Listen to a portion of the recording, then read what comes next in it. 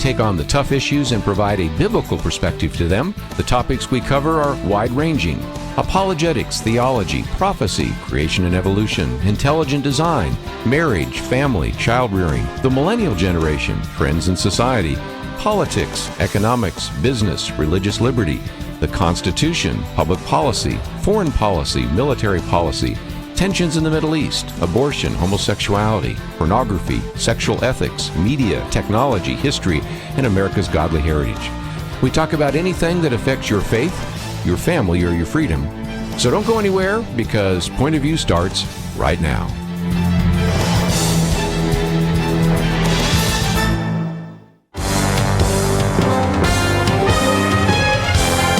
Across America, live. This is Point of View.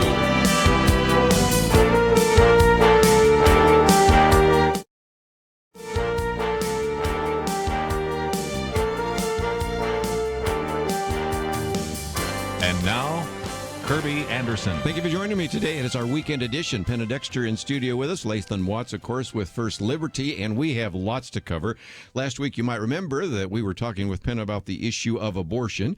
Matter of fact, her commentary today, physician-only abortions, and that was just what was happening in New York, but we can add to it what is happening in Virginia, what is being proposed in Rhode Island, and so all of that is certainly on our website. A very good piece by the Vice President, Mike Pence, Life Under Attack, also one by Ramesh Ponnuru, who I mentioned yesterday, but I put it back here today on the infanticide craze.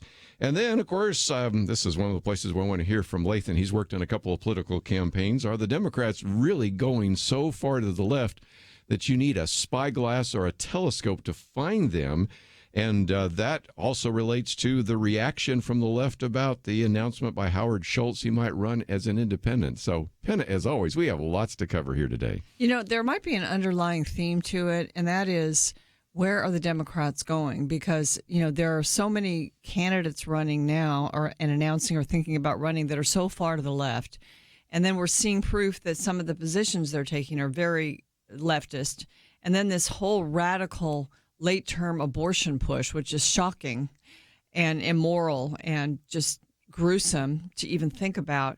So, you know, if you're just a run-of-the-mill Democrat who maybe is a Democrat because they are a social justice person or something, and you see this, it's just got to be, well, where do I go then? Yes, what do I do? I would think so. And you've worked on some Republican campaigns, Lathan, and I would think right now, if you're a Republican consultant, you just say, just keep doing what you're doing. And if you're a Democratic consultant, and at least come maybe from the old Bill Clinton's, you know, abortion safe, legal, and rare, there are places where we can reach across the aisle, you'd be going and saying, what has happened to the Democratic Party right now? Right. If you're the consultant for, you know, President Trump's campaign or any of the GOP guys that are going to be, you know, further down the ticket, I mean, right now, just stay out of their way. Yeah. I mean, just literally just avoid microphones and let them keep running to microphones and cameras and just let them keep talking. I did make the list, and we'll work at it a little bit later, of just one of the list, and it just keeps growing. You know, we've talked about the Green New Deal and Medicare for all. I never thought I'd hear somebody say, let's abolish private health insurance. Let's have abortion until birth, even until, dilation this week? I mean... Well, when people ask you questions, you should expect these questions, but I think at times these candidates don't expect them. I don't know if Kamala Harris expected to be asked, well, what about insurance companies? And, we'll to come out with that statement, we'll just get rid of them, and having to walk some of these things back. But this governor of Virginia, when he started talking about letting the baby be born and then, making that child comfortable until the parents decide what to do. And he's a doctor himself, yes. A pediatric neurologist. So, and he has not retracted anything or tried to. I mean, he has said he was misquoted or something, but he wasn't misquoted. No, we played the audio. You can listen to it yourself. And again, when we go into the national hour next hour, of course, we have the governor of Rhode Island, we have the governor of Virginia, and we have the governor of New York, all basically saying the same thing. But again, just making the statement that, when the child was born, we'll keep it safe. We might have to resuscitate it, and then we'll decide whether we're going to let it live or die. And it's not abortion, it's infanticide. And I do appreciate that. Mike Pence had that great line there. He says, we know what this is. It's called infanticide. And so there we go. We have a word for it. So those are a couple of issues we're going to get into. But let me real quickly, before we take a break and then get into those issues, mention that earlier in the week, we did announce that the Texas Secretary of State revealed that about 95,000 individuals possibly were illegally registered to vote. And this comes from comparing records of the database from the Texas Department of Public Safety. And then it's possible that up to 58,000 of those may have voted at least in one or more Texas elections. Now, I thought that was kind of a Texas story until, well, the president tweeted about that. Then it became a national story.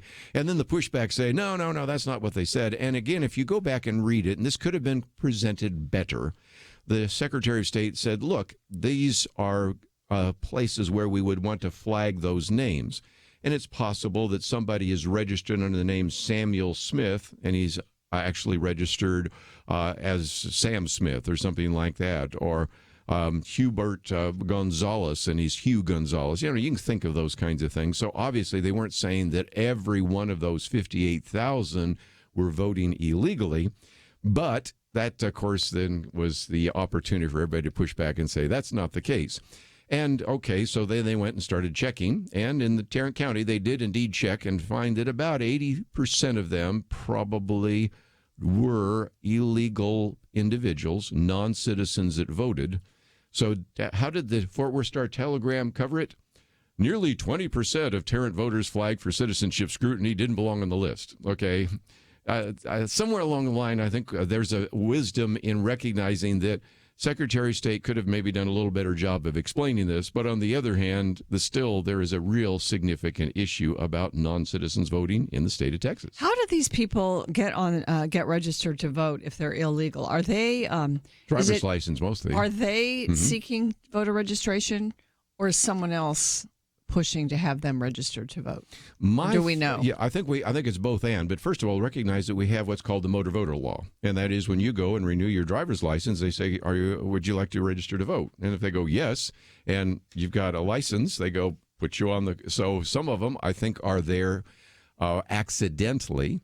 I think there is a push to actually register some of those. I'm going to get to some of the laws here in just a minute that are being proposed in the legislature about that. And a while back, when he was still state senator, we had Philip Huffines in here, and he pointed out all sorts of individuals that had voted illegally in Dallas County, one going all the way back to 1980. And the way they found those is they were self-disclosing. If you've ever done jury duty, I think all of us around the table have done jury duty, you get a little card here, and there are reasons why you do not have to serve on a jury. And one of those is a box that says, I'm not a citizen. So they check the box, and then the people look and they go, yeah, okay, you check the box, you're not a citizen, you voted in the last 3 elections. So in some cases, these people are self-disclosing. They know they're not registered to vote, or they know they're not citizens, but they're still registered to vote. And so that's kind of an issue that we need to address, not only in the state of Texas, but I think nationwide. Well, certainly, especially when you look at this most recent election cycle and how close some of the races were. I mean, you're talking about a few hundred votes, sometimes separating winners from losers. Matt Shaheen has sat in that chair, and he would tell you how close that one was, right? Absolutely. Burl Cain has been on there. Matter of fact, he's one of the people that's actually put up, I think he won by like 30 votes one time, not last time, but the time before. He's actually had one which would actually address the issue of voter fatigue. Bob Hall, State Senator Bob Hall, is trying to deal with the process of rolling polling, where there's some of those kinds of issues. And, of course, on the other hand, some of the Democrats in the Texas legislature right now want to repeal the voter ID law. So it's going to be a battle. And so I just thought I'd mention that. If you have been hearing about this, and no doubt you have, because LULAC said that they're going to now sue the Attorney General, that's Ken Paxton, and the Secretary of State, David Whitley. You'll probably be hearing about it in the news, but I just thought I'd give you the side that sometimes isn't covered in the mainstream press. Let's come back and get into this issue of abortion right after these important messages.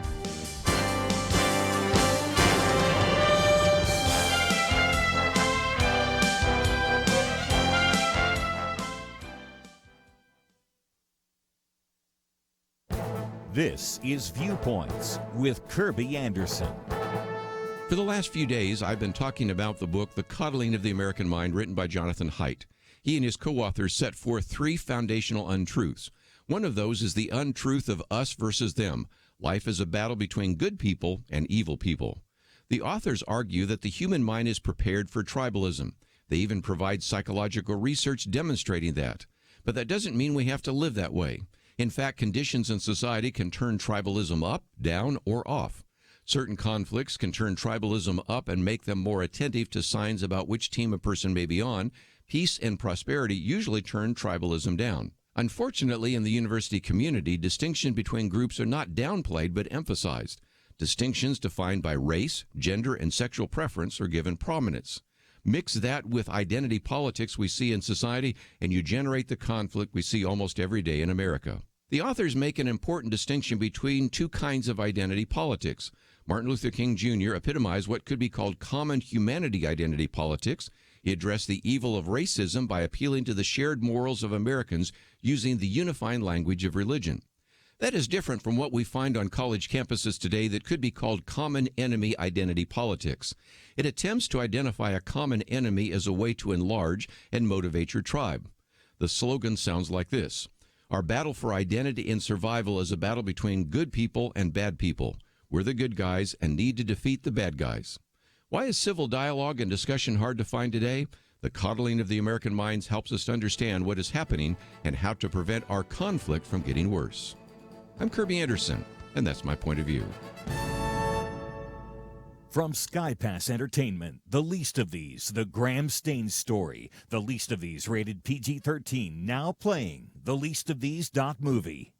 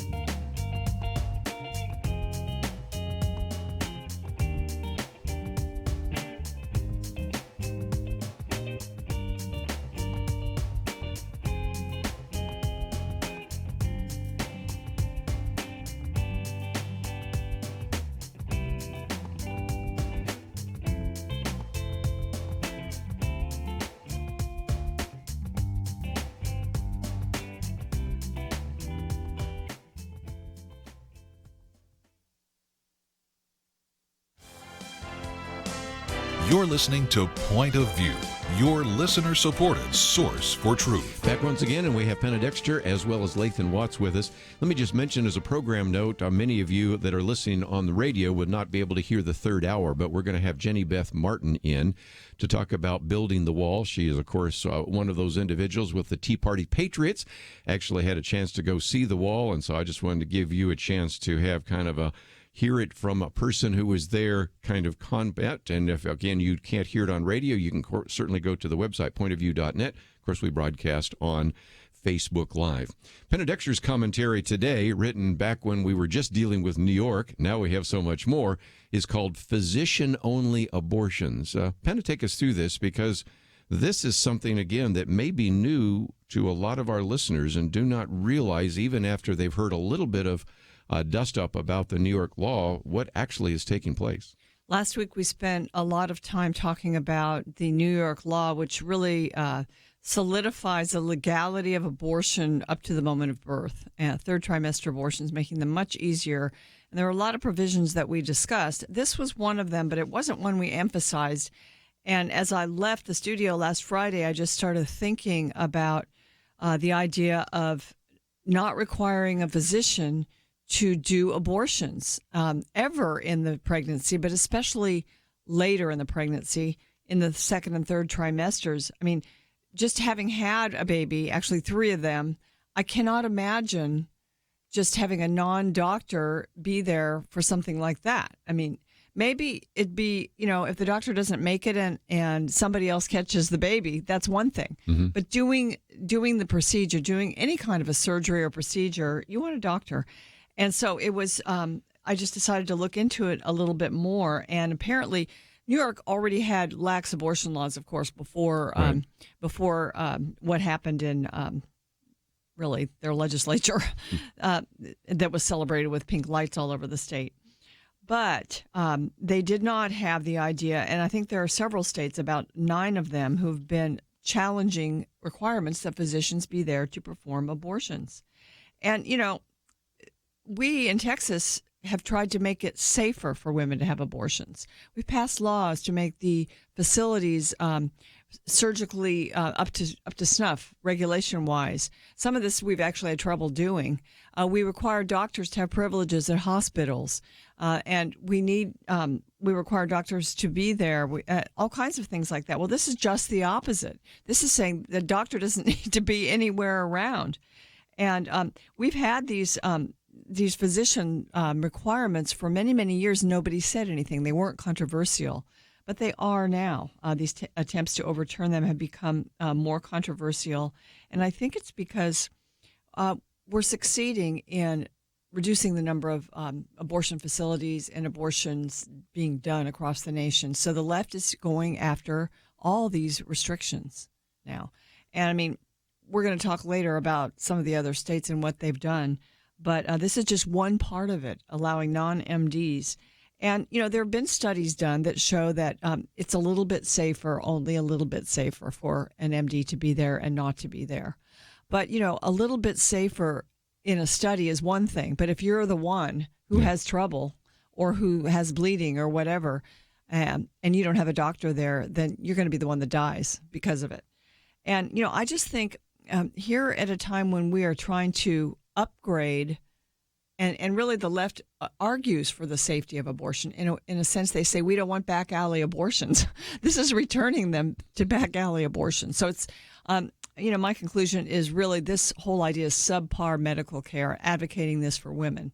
And why are New Yorkers or anybody else supporting that?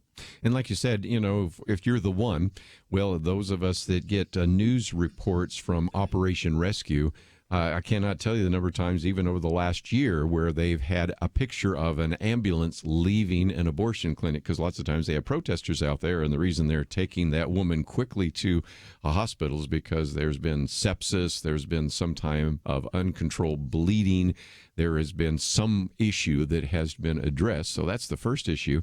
But back to this one, again, let's give credit where credit is due. At least most of these states do actually have a requirement that you're a doctor, but they don't have a whole lot of other requirements. You know that when we've had people like Carol Everett on this program, she's made statements like, and I don't think this is extreme at all, that even in the state of Texas, for example, for a number of years, we had more regulations governing a veterinary clinic than we did have regulations governing an abortion clinic, which is just amazing to me. Yeah, I mean, this will create more Kermit Gosnells in New York.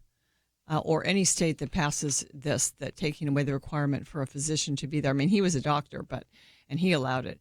But what it will do, it will just cause these places to be more marginal and less safe. I mean, safe is never safe for the baby. Less safe for the mother. That's right. If you'd like to join us, 1-800-351-1212, or if you'd like to just leave a message, we, of course, broadcast on Facebook Live and love to get some of your comments. And Lathan, let me come to you for just a minute. I did not see this coming. I thought that if anything, there would be just let's not talk. There's a few things that Democrats have been telling their fellow candidates. Don't talk about abortion because we sort of won that battle and we don't really need to stir that pot. Don't talk about Second Amendment, gun control. And then out of the blue, New York, Rhode Island, Virginia, to mention just a few, not to mention some of the strong statements made even by Kamala Harris and a few others this week. I think at a time when most Americans have some real reservations about things like third trimester abortion, what's going on? Any thoughts? I think it may be acting out of fear, a reaction to, you've seen how they've have trotted up the abortion issue on every judicial nominee that has come to the Judiciary Committee, and the fact that they have not been able to stop many of these nominees. They brought it up with Kavanaugh, with Gorsuch, with Amy Coney Barrett, with just about every nominee. I think what you could be seeing is a little bit of kind of a knee-jerk reaction to they're worried that a future court may uphold more restrictions on Right. abortion at the Which state is level. Maybe And someday. so they're acting sort of preeminently to enshrine these things in their states before, in their mind, some judge says you can't do that.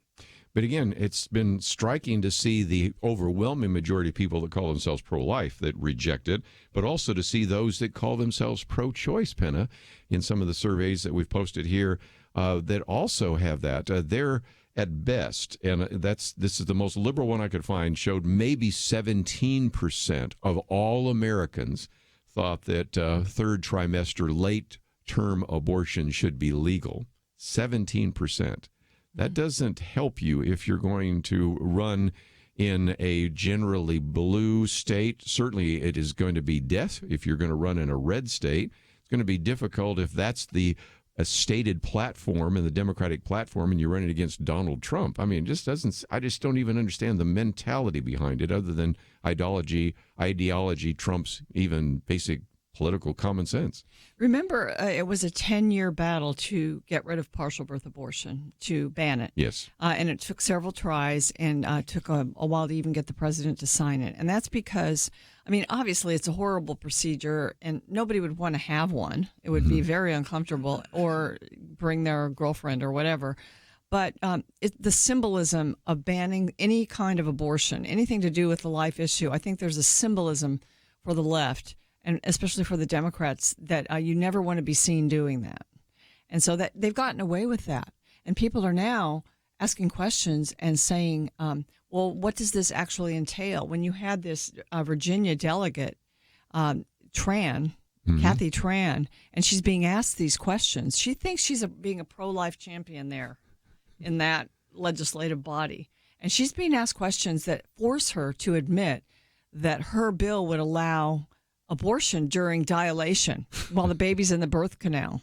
And then the governor jumps in and tries to defend it even worse. Yeah, and then you really think, oh, he's going to back away, and but he doubles down again. And that's, of course, what you wrote about last week, just this doubling down on abortion, which I just never saw coming. Well, I think you hit on a point a little bit earlier, and it's something that we've talked about previous times I've been here. The left is willing to lose elections to get an ideological point put into law. And they prove it over and over again. I mean, by the time they were able to actually pass Obamacare, the polling numbers were very clear the other way. Mm-hmm. And they did it anyway. They lost control of the legislature, but they were willing to lose. Mm-hmm. They are willing to lose elections to accomplish a political goal. They have proven that over and over again. They're far more willing to do it than Republicans are. Well, let's take a break. We got a lot more to cover, and if you'd like to join our conversation, 1-800-351-1212. If you'd like to leave a comment, simply go to Facebook Live, and we have that as well. Let me mention that we have a couple of really good articles. Life Under Attack by Vice President Mike Pence, one by Ramesh Ponnuru, The Infanticide Craze. I have a lot more to cover. We'll do that right after this.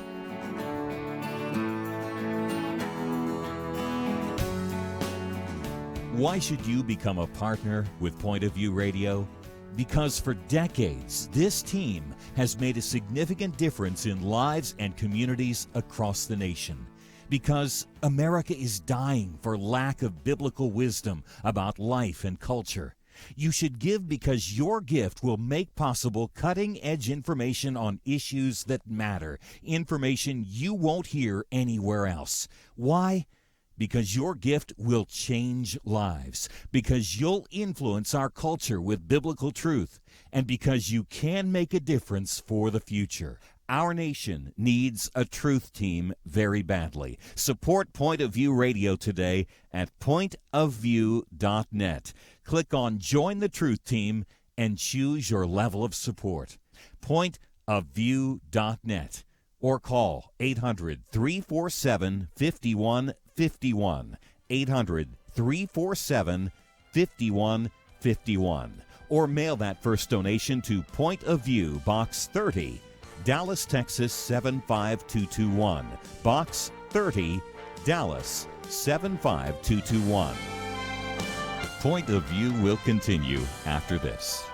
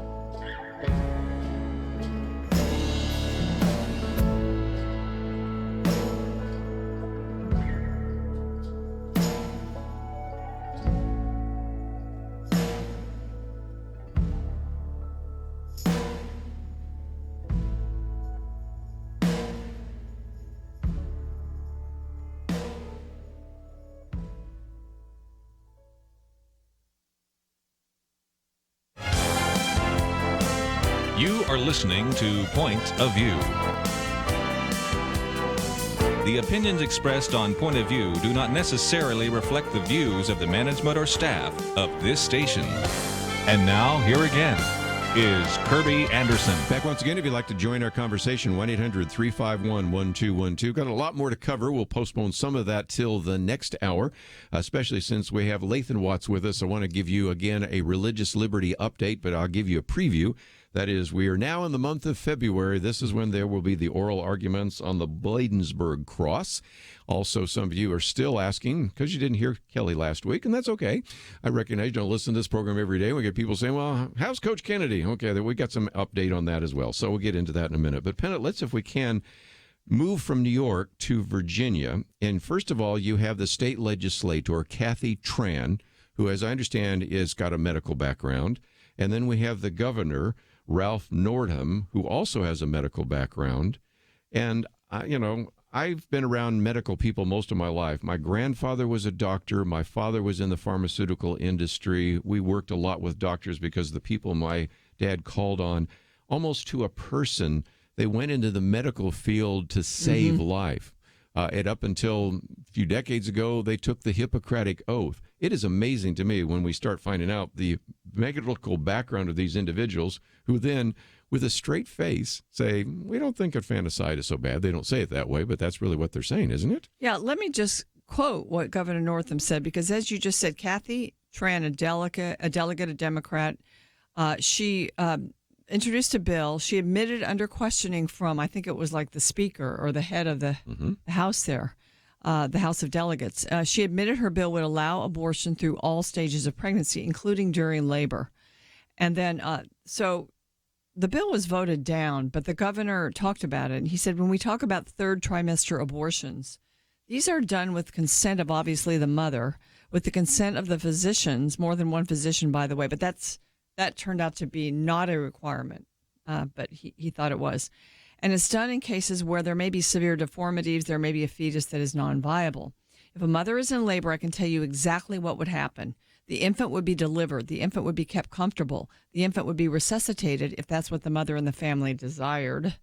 And then a discussion would ensue between the physicians and the mother. So he's seemingly admitting that it's okay to basically let that baby go, to remove all the comfort and not resuscitate and let it go. And in New York, for instance, they've removed, in their bill, they removed a requirement to care for a baby born alive. They've removed that. And so, that is not the heart of a doctor. Mm-hmm. That's not the heart of a person who went into medicine. So it is very, very surprising. Governor Northam of Virginia, in his other life, was a pediatric neurologist. Yes. So he went into medicine to help kids, and now he's advocating infanticide. It boggles the mind. Let's talk about the policy for just a minute. Lathan, of course, you're the younger one around the table, but I know that you were politically aware at that time when candidate Bill Clinton said that he wanted to make abortion safe, legal, and rare. And he would say rare with a lot of emphasis. You're doing very well there. That's a good, we got to get the camera on there. You're looking like Clinton there. But again, this not so long ago was in the Democratic platform that we really want to make abortion rare. If you said that today and you were one of these Democratic candidates, which we'll talk about in the next hour, and said rare, you would be pilloried, I think, wouldn't you? I think so. And the question is, was the safe, legal, and rare just a really well poll-tested way of talking about what they really wanted to do anyway? Or was that truly the policy goal back then, and just their party has shifted so far to the left that that's no longer acceptable to their party? Either way, they are certainly not talking about safe, legal, and rare anymore. This what went on in New York and Virginia, just I really think it shocked a lot of people. And my question has always been, when it comes to especially people talking about aborting a baby in the birth canal, that you have to deliver that child anyway. I mean, why does the child have to die? Yeah. I mean, at this point, that child is viable and is coming out. Mm-hmm. Okay. Why does the child have to die? Right. I don't know that there is an acceptable answer to that question. I just can't get my head wrapped around where you have to go personally to say, let that child die. Lay that child there and let it die. Yeah. Or kill it and then deliver a dead body. Right. When when we know there are people, lined up around the country in adoption agencies who want children, who can't have children of their own, you're going to have to deliver that kid anyway. Yeah. Why do you have to kill it first? Why can't we save them both, right? Yeah, last week my commentary had to do with Shout Your Abortion, and this Shout Your Abortion person was doing a show with kids. With the kids, and a little boy asked her, she asked, well, what do you do with the baby? We don't want all these babies, do we? And the little boy said, well, what about putting them up for adoption? She said, that would mean that I would have had to create life, and that placed a burden on her. So in a sense, that's arrogant to say she created life. God creates life. But to say that, it's just an inconvenience, I think, to the mom. And so in order to mitigate or remove the inconvenience, no matter how late in the pregnancy, I've read things this week about how, the woman started taking drugs late in the pregnancy. So she decided then that, there could be a problem. So let's abort the baby. That's one. But when you use these health exceptions as a reason for late-term abortions, and I'm thinking about how could it ever be healthier for the mother to kill the baby? Well said. Yeah. Late-term or in the birth canal. That cannot be better. There's no, I'm not a doctor, but I don't see any scenario whereby that would be better for the mother. Well, and the health exception has been so broadly interpreted, even in the original two cases of Roe and Doe, to include basically mental and emotional health. So at that point, it's the person just has to say, well, I would feel better not having this baby. And there you go. That gets to something that people have been asking, is this going to be unconstitutional? And this is why I thought this very good piece by Ramesh Ponnuru really goes into that. I'll just read a part of it and get your comments. He said, Roe versus Wade held that the states could prohibit abortion late in pregnancy only if they made an exception for abortions meant to protect the pregnant woman's health. Justice Harry Blackmun's majority opinion in the case mentions several health harms and things of that nature. And so many states have laws, state of Texas, where we're broadcasting from right now, against late-term abortion, usually with at least some kind of health exception that tracks with the Supreme Court's rulings. He says it's a sign of how broad the court's rulings have been and how much broader they have been than have been described in the press, that almost no prosecutions of late-term abortions have ever been undertaken.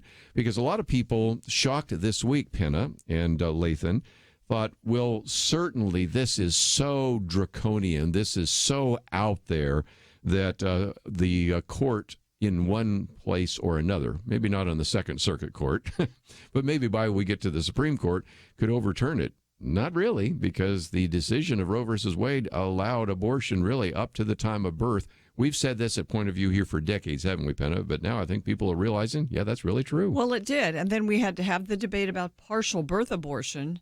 That was one that took 10 years, and that was late term, also intact. The baby was, the visual to the American people, I think, was so bad to think of a fully intact baby being killed at the very end. So that finally was upheld by the Supreme Court. But now, so late-term abortions now are done by tearing the baby apart first and then aborting. So, but these they bring back partial birth abortion in a sense in these states. And there was an interesting study done that, we're talking about fetal anomalies and things that happen to the baby that it's not going to have a life anyway or a good quality of life. But a 2013 study of abortions after 20 weeks, 5 months of pregnancy, indicated that most women seeking later abortions are not doing so for reasons of fetal anomaly or life endangerment. They are making their decision. They don't want the baby. They're just making it late.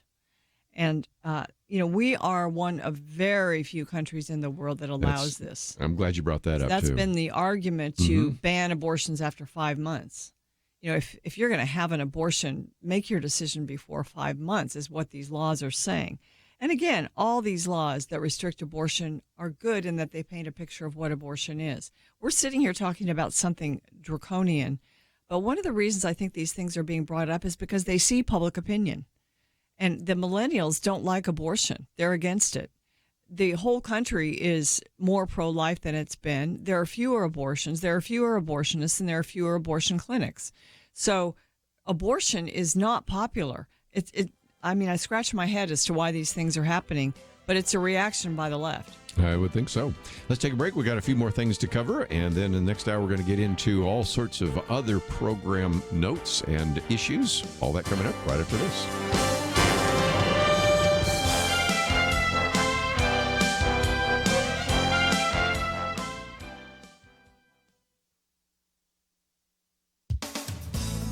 New York recently passed legislation that makes it easier for women to get third trimester abortions. Governor Andrew Cuomo signed the new law and celebrated by ordering that the 408-foot spire on the One World Trade Center building, 2 bridges, and the Alfred E. Smith building in Albany be lit up in pink. New York's abortion laws were already lax. In fact, Life News called New York one of the most pro-abortion states in America. The state's old law allowed third trimester abortion if the mother's health was endangered. The new Reproductive Health Act's looser standard allows abortion if the mother's health, quote, can be harmed. One big concern is that the new law allows licensed nurse practitioners, physician assistants, and midwives to perform abortions up to 24 weeks gestation, and even later if there is, quote, an absence of fetal viability. About 40 states have laws on the books that prohibit anybody but an MD from performing an abortion. Abortion rights activists are challenging those laws in at least 9 states. Most of the laws being challenged are decades old. These attempts to overturn them are fairly recent and probably result from some states' new common-sense restrictions on abortion facilities and abortion doctors that at least make the procedure safer for women. Plus, the number of abortion providers is shrinking across the country, especially in rural areas where many of the lawsuits have been filed. The lawsuits argue that allowing non-MDs to perform abortions will increase access. They also cite a 2013 study published in the American Journal of Public Health that shows only slightly fewer complications in abortions done by doctors. Plaintiffs in those 9 states seek to allow non-MDs to provide only early-term abortions. New York's new law allows abortion on a completely developed baby to be done by a person who is not a doctor. The Catholic bishops stated, "This is not progress. It's not. It's subpar health care." For Point of View, I'm Penna Dexter.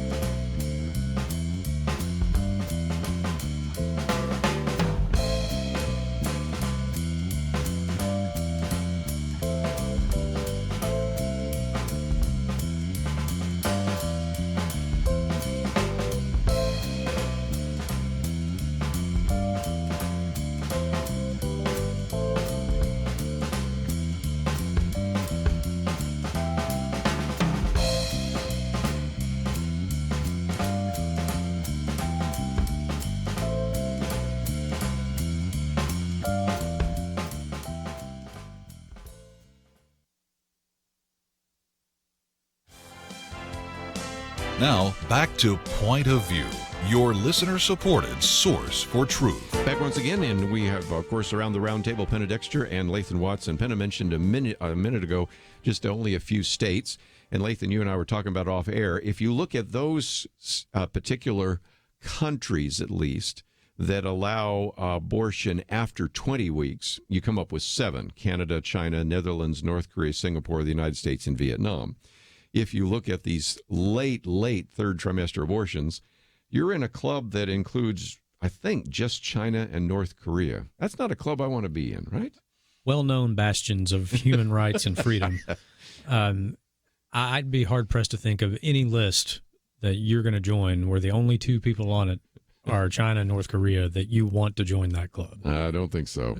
So I think it's a good point. Penna, one of the articles that we've posted, actually the lead article, is by Vice President Mike Pence. Of course, we've known him for years, certainly appreciated him, but he does spend a fair amount of time reminding us that he serves in an administration with the most pro-life president in American history.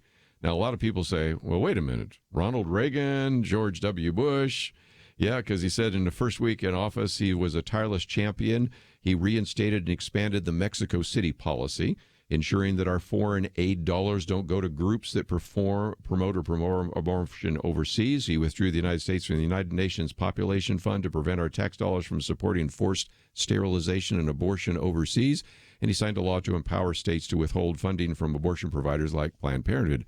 That's a pretty good list that, again, is something I didn't see. You know, if you had told me 5 years ago that, first of all, Donald Trump was running for office, number two, that he would win, and number three, they'd be a pro-life president, more pro-life than any other president we've had, I go, there is not a chance of that. And that's exactly what's played out. Yeah, on many fronts, he's accomplished more, even though you wouldn't have seen that. And a lot of us, even during the campaign, didn't.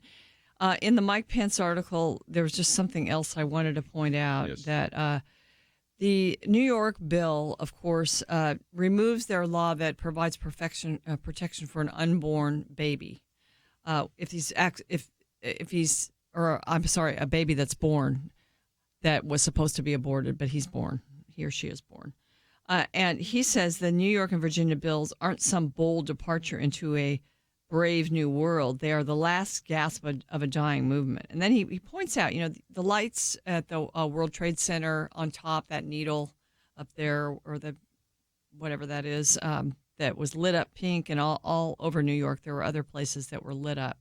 But at one World Trade Center, it was amazing, and pointed out by the vice president that below that memorial is the September 11th memorial, and the names there are all posted of everybody who died in the terrorist attacks 18 years ago. They're etched in stone, including, says the vice president, the 11 unborn children we lost, along with their expectant mothers. So the memorial acknowledges the deaths of those babies, and yet New York State's own law now is saying that those babies, if born alive, would not be protected. Ben Sasse, the senator, is introducing a bill, or at least he's exploring it, laying the groundwork, and we hear something's going to be done Monday for born-alive babies. Now, there already is the Born Alive Infant Protection Act, but apparently there are not enforcement provisions built in, so you can get away with it still. And there needs to be some other companion legislation that you pay a penalty if you're a doctor or a medical professional that does this. So anyway, that's coming. Yes. Well, and again, one of the things you talked about last week, and again, people tune in and tune out, maybe you didn't hear, just how there's been such a doubling down on this issue of abortion. Because we've talked about New York, we've talked about Virginia, we can mention Rhode Island, but you also mentioned last week, of course, the fact that the previous president, Cecile Richards, was saying, we're doing all sorts of things besides abortion. And she was even coming up with that 3% figure that was laughable, but nevertheless, we'll leave it there. The current president of Planned Parenthood. Planned Parenthood has made it clear that the, quote, core mission of Planned Parenthood is providing, protecting, and expanding access to abortion. Mm-hmm. I mean, that's called doubling down, isn't it? Yeah, they used to try to hide their pro-abortion credentials, and now it's just out there. And I don't have the explanation for that. I'd like to find out what. I mean, we have little ideas and thoughts about it, but I'm not sure that I could really explain why the left is doing that. I don't either. And Ben, back to the other one. Of course, we talked about the One World Trade Center in pink. We also, of course, had a government building, 2 bridges, and a number of other things in pink. And you pointed out something I'd never thought of until you said that when you look at that spire in pink, it looked more like I keep calling it a needle because it's a needle. It looks like a needle. It looked like the needle you'd use to do the saline abortion, and it's lit up in pink. And, you know, all the pink lights was bad, but my heart just hurt when I saw the video of the cheering that went on in the legislature. I mean, I'm sure there were some that weren't cheering, but it was just raucous. It was like a party. And I'm sure that there are Christians across New York who were just grieving that their state would pass such a law that would make it so easy to get a late-term abortion. Yeah, as a matter of fact, Eric Metaxas, you and I both know, has been in the studio many times before. His wife actually heads up the pregnancy center there in New York, and he just said, let's stand against this by supporting the pregnancy centers. But again, if I can quote from Vice President Mike Pence, he said, until we heard those cheers coming from Albany and the defense of the indefensible over the airwaves in Virginia, we thought states were moving beyond such barbaric practices. So talk about a wake-up call. And again, next hour we're going to be talking about political campaigns, but Lathan, if indeed only 17%, and that may be a high number, of Americans believe that we should have abortions all the way up to birth in these late term abortions, that's just not a good way to win a campaign, I don't think. Certainly not a general election campaign. And I think that might be why you're seeing this now, is because you're seeing the presidential primary already starting on the Democrat side. Mm-hmm. And so this could be a symptom of that when you're going to run in that primary with your hardcore leftist base of your party, the way you're going to win that primary is being the person, guy or girl, that's furthest left. Yes. And so the general population, you're right, has a very strong reaction to this sort of thing, and it's very unpopular. But it's clearly not very unpopular with a core base of the Democratic Party. And so I think that may be why you're seeing this now, for people to stake their claim on this issue.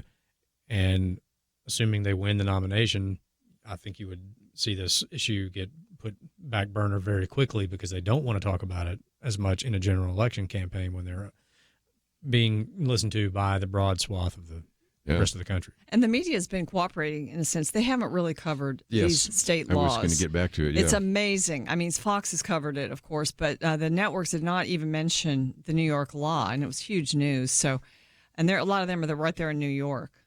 So, I mean, I don't think they know what to do with it either. They, many of them are to the left on abortion, but this was news, and they didn't. They know how the public reacts. Again, Media Research Center found that the New York's Reproductive Health Act did not receive a second of airtime on any of the major broadcast networks, ABC, CBS, and NBC, or any of the liberal cable news networks, CNN, MSNBC. Of course, they were covered by a number of others, and those numbers were striking. The argument here was, well, America isn't on board with what the Democrats are pushing, and that's a story that would tarnish the carefully cultivated perception of how abortion is viewed. But again, the latest poll shows 81% of Americans and even 66% of pro-abortion Americans believe third trimester abortion should be restricted. That is running into a wall if you're not careful. So we'll take a break and come back and get into some other issues. We want to have Lathan share with us where we are on some of these religious liberty issues. We are going to look at the campaign. A lot more people have announced for running for the presidency. So we'll talk about all that and some of the key issues right after this.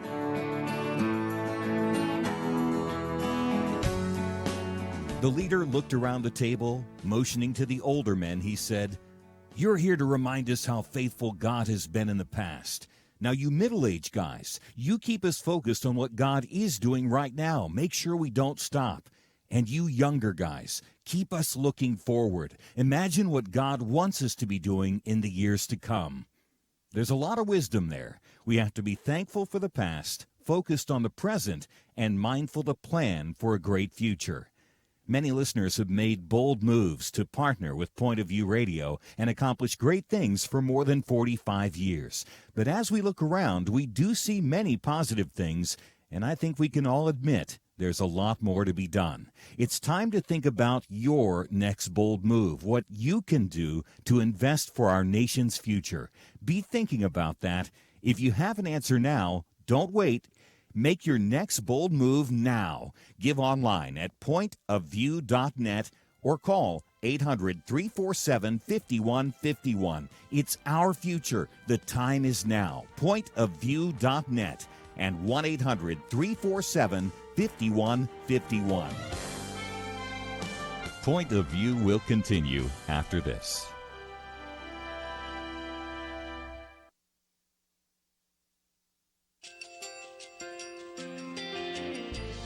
I just want to thank you so much for all the wonderful programming you have.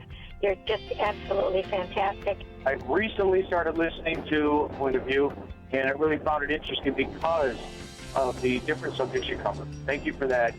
I really appreciate everything that you do in keeping us informed. Thank you, Kerby, for everything that you have been doing. I appreciate all the work that you're doing, advocating for the Word of God. Thank you so much.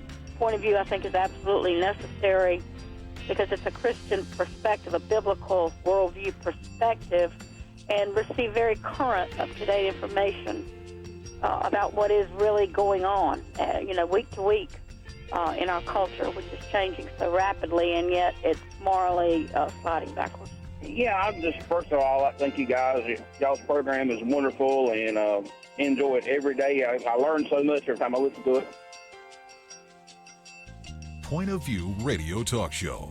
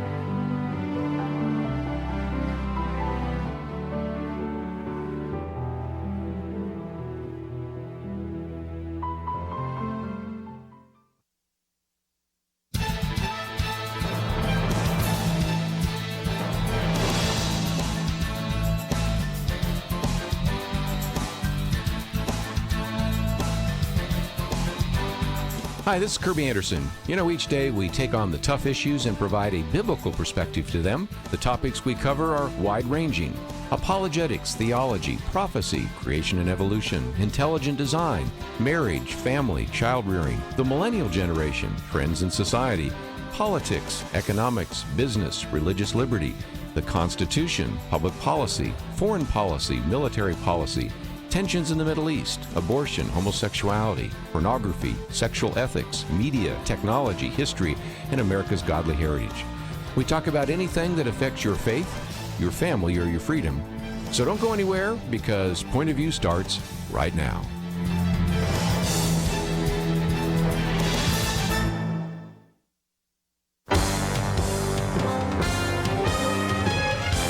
Across America, live. This is Point of View.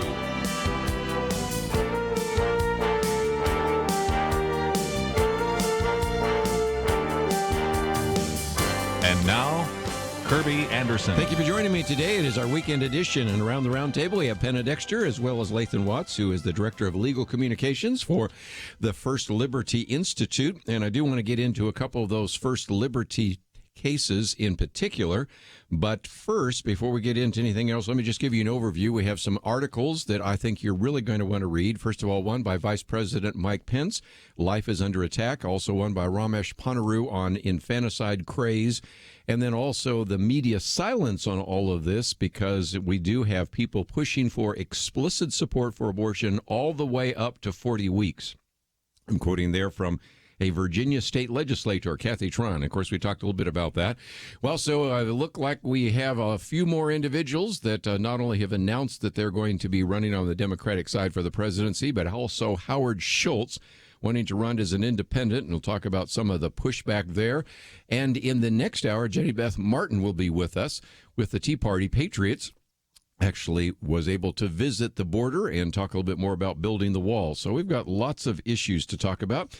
But let me real quickly, for the comments from both Penna and Lathan, talk about the jobs report, because we all know that we had a shutdown. And so that caused a lot of people to say, we probably are only going to maybe increase job payrolls by about 170,000.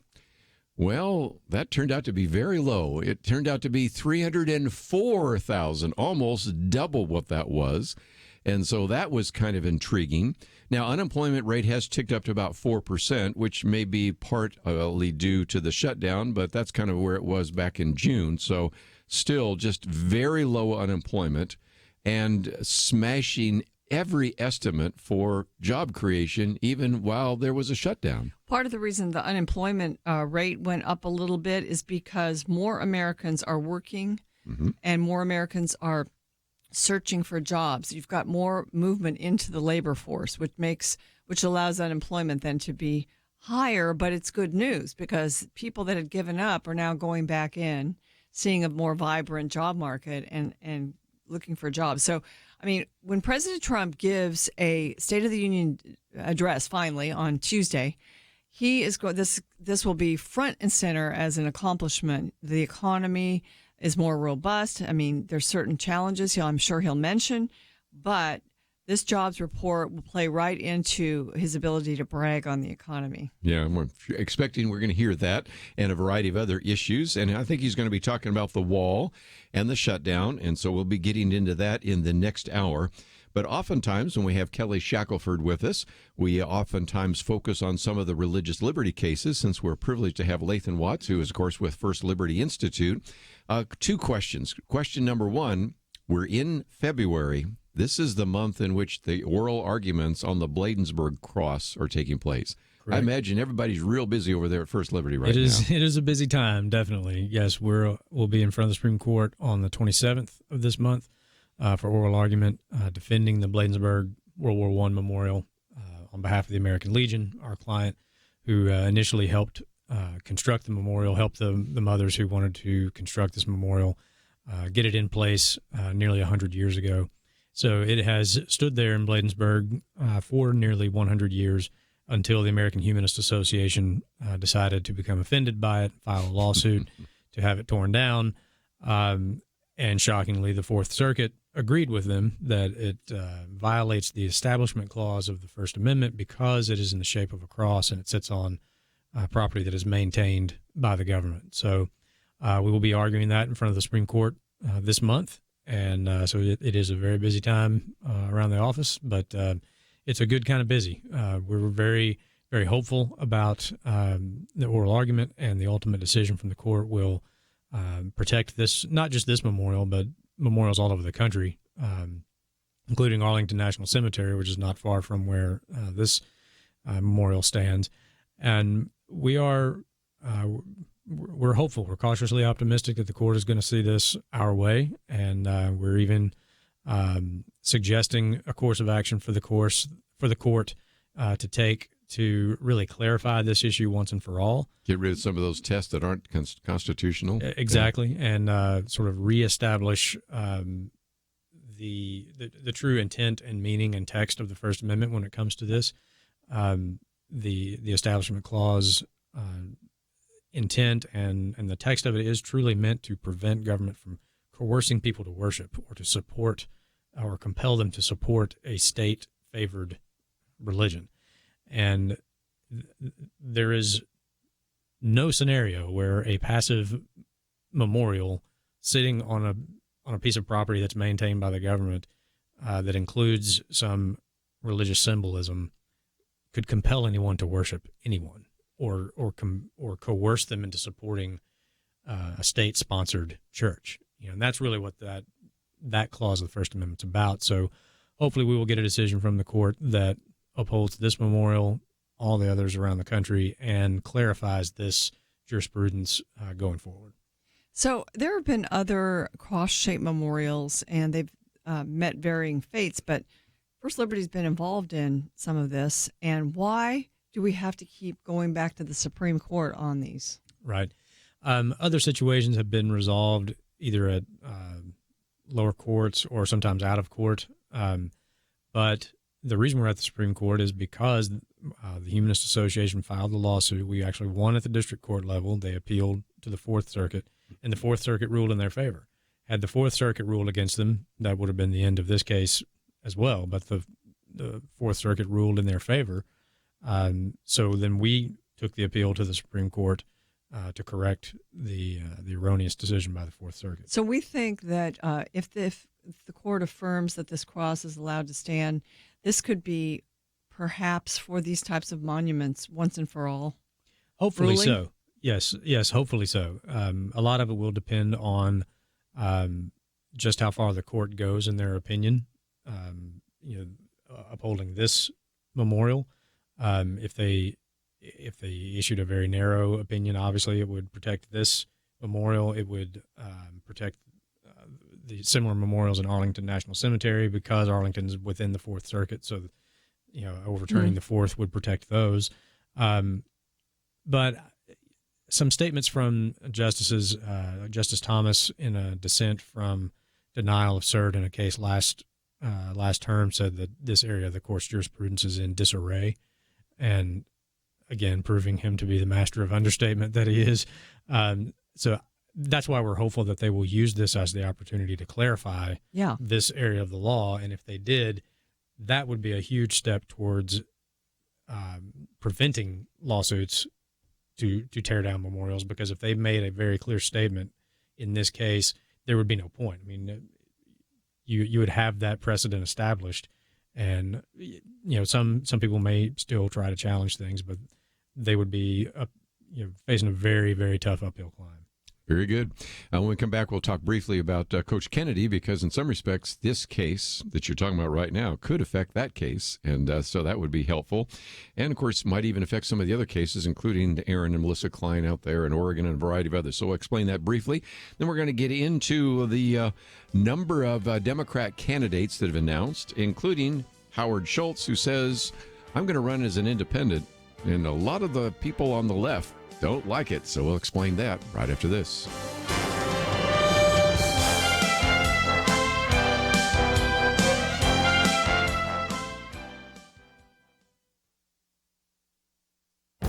This is Viewpoints with Kerby Anderson. For the last few days, I've been talking about the book, The Coddling of the American Mind, written by Jonathan Haidt. He and his co-authors set forth 3 foundational untruths. One of those is the untruth of us versus them. Life is a battle between good people and evil people. The authors argue that the human mind is prepared for tribalism. They even provide psychological research demonstrating that. But that doesn't mean we have to live that way. In fact, conditions in society can turn tribalism up, down, or off. Certain conflicts can turn tribalism up and make them more attentive to signs about which team a person may be on.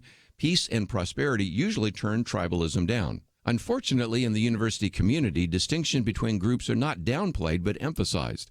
Distinctions defined by race, gender, and sexual preference are given prominence. Mix that with identity politics we see in society, and you generate the conflict we see almost every day in America. The authors make an important distinction between 2 kinds of identity politics. Martin Luther King Jr. epitomized what could be called common humanity identity politics. He addressed the evil of racism by appealing to the shared morals of Americans using the unifying language of religion. That is different from what we find on college campuses today that could be called common enemy identity politics. It attempts to identify a common enemy as a way to enlarge and motivate your tribe. The slogan sounds like this: our battle for identity and survival is a battle between good people and bad people.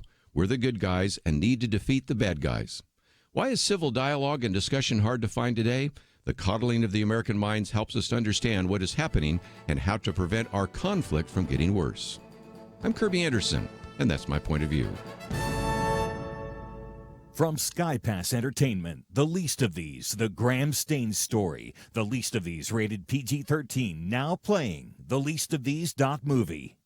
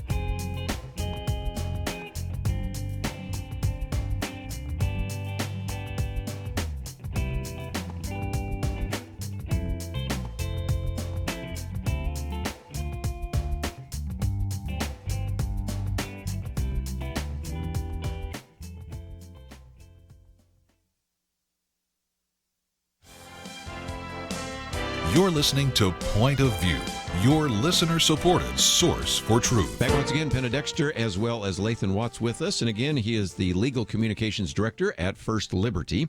And so I appreciate you communicating some of those issues. If you would like some more information, of course, click on his picture, and that will take you to First Liberty. I've always said that one of the things I would really encourage you to do is to pay attention to these nominees.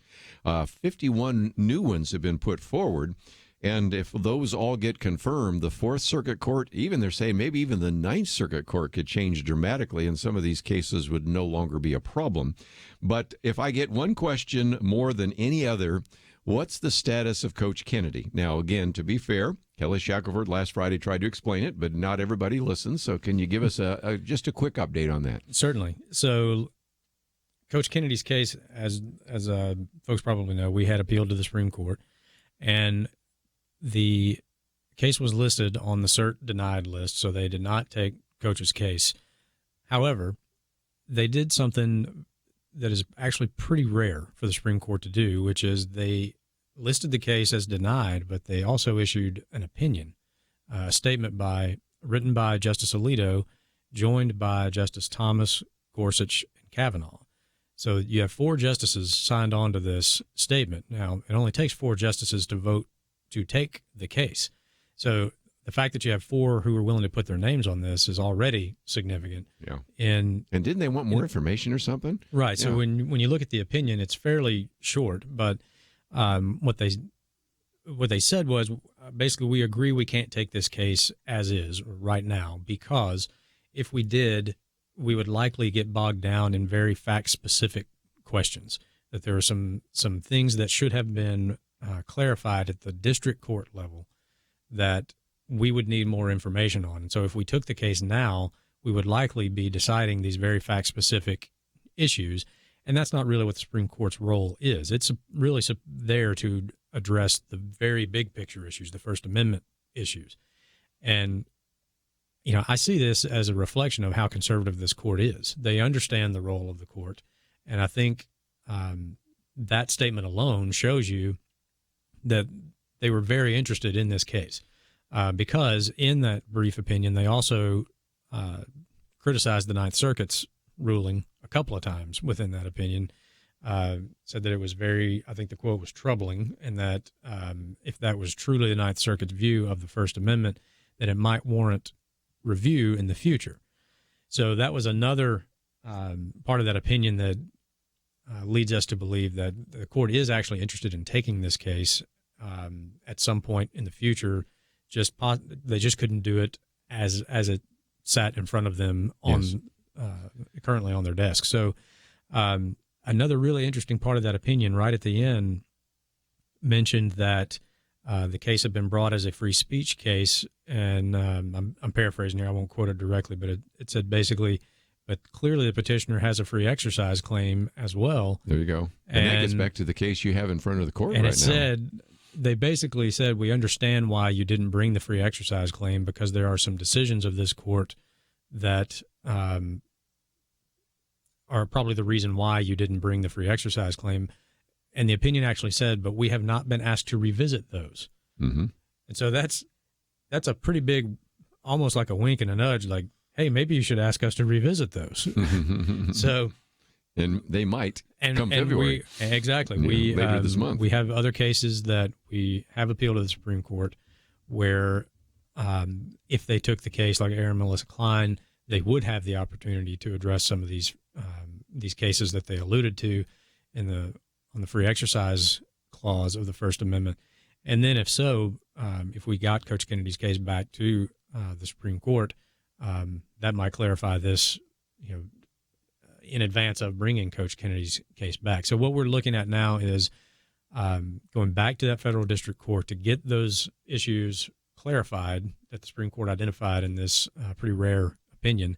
And if we can do that, then we really think this opinion that the four justices signed on to is really a roadmap to victory for Coach, and it's one that we intend to follow, and one that we think will ultimately protect not just Coach Kennedy, but anyone who people of any faith that are employed in the public sector all over the country. Penna, this is pretty exciting, isn't it? It's exciting, and I think what it does is it makes, if people want to study the case or read about it at First Liberty Institute, then you will not be wasting your time, because it's going to be a while.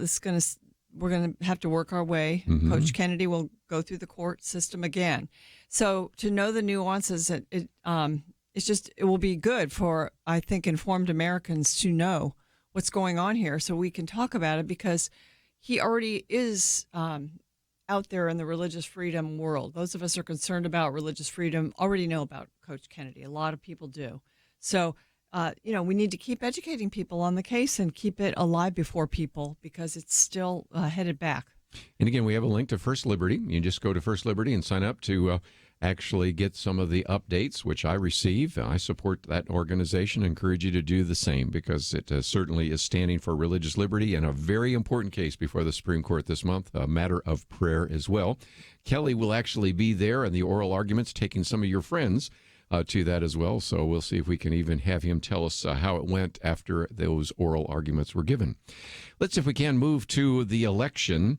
Again, I know some of our listeners say, really, are we going to talk about a presidential election? Well, here's my short list, and this is the short list of Democratic candidates who have already announced. Again, recognize the first Democratic debate is June. Kamala Harris, of course, she's been in the news a lot this week. Elizabeth Warren, Kirsten Gillibrand, of course, Cory Booker just announced. You've got John Delaney from Maryland. You've got Tulsi Gabbard from Hawaii. You've got Julian Castro, who was the mayor of San Antonio. Peter, and I always have trouble with this name, Buttigieg, I think, is it as well. And very quickly, you're going to have Bernie Sanders, Joe Biden. But I want to get everybody's comments about Howard Schultz. This, of course, is an individual, the CEO, former CEO of Starbucks, and he was on The View. I don't watch The View, but I watched the clip where Joy Behar and everybody else just kind of tore him apart. And they recognize the obvious. When you go back and look, for example, Penna, we're old enough to remember the 1992 election. When Ross Perot takes 19% of the vote, I think that affected the outcome and made it easier for Bill Clinton to win over George Herbert Walker Bush. In 2000, a lot of people, I think, honestly believe that Ralph Nader, just in Florida alone, allowed George W. Bush to beat Al Gore. And then we can talk about even more recently in Michigan, where Donald Trump defeated Hillary Clinton by 11,000 votes. We had the Libertarian candidate, Gary Johnson, who actually had 172,000 votes. The Green Party candidate, Jill Stein, had 51,000 votes. So you can see why some of these people on the Democratic Party are saying, Howard Schultz, don't run. You will guarantee a reelection of Donald Trump. Maybe, but maybe not, because Howard Schultz is, he questions some of the extreme left positions in the Democrat Party. So I think his hope, I doubt he's unrealistic enough to think he could actually win as an independent, but is to bring the discussion into the Democrat Party to help them see where they're, they're just putting their feet in the far left. And yeah, it might get somebody nominated, but it certainly wouldn't beat the Republicans in the general.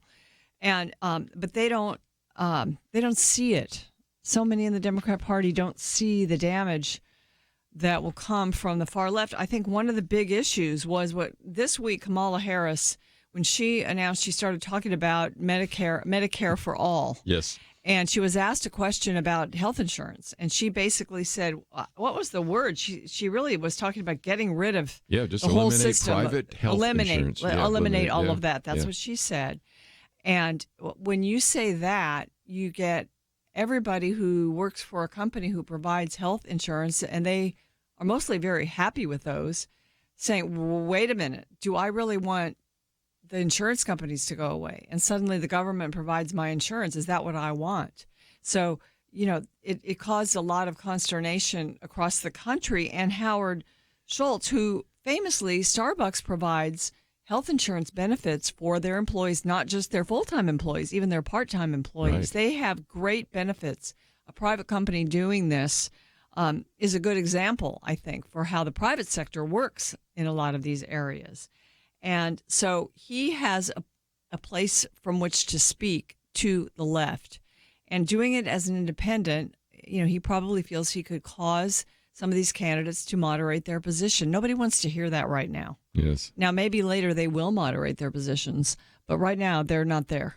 I want to take a break, and then when we come back, I want to hear from Lathan Watts. You've worked on a number of different campaigns over the years, but again, the issues range from the Green New Deal to Medicare for all, abortion until birth, which we'll get into a little bit later, free college tuition, guaranteed basic income, a living wage of $15 an hour, abolishing ICE, and at least for a moment, eliminating private insurance. If I got the list down, that's just doesn't look like a winning strategy. But Lathan's worked on more campaigns than any of us, so we'll get his comments and then your comments right after this.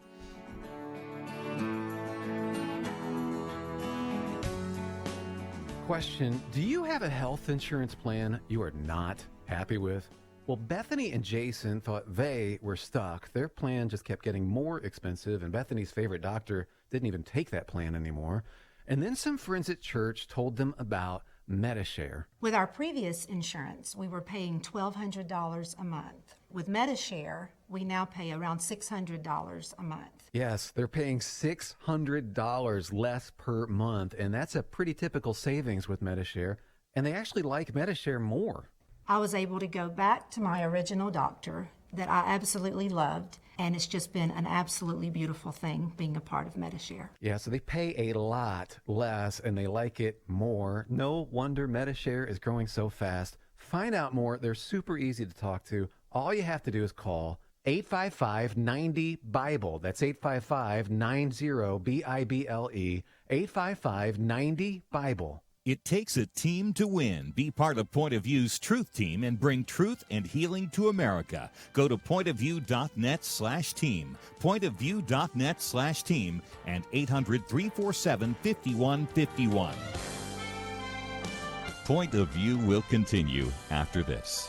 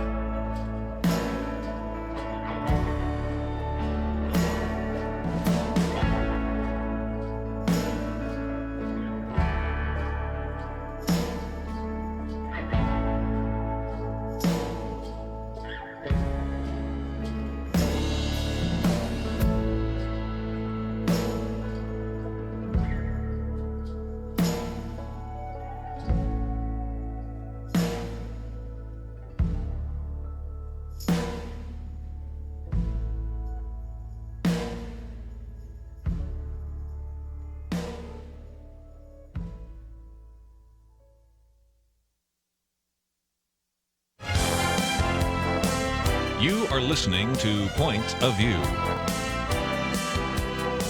The opinions expressed on Point of View do not necessarily reflect the views of the management or staff of this station.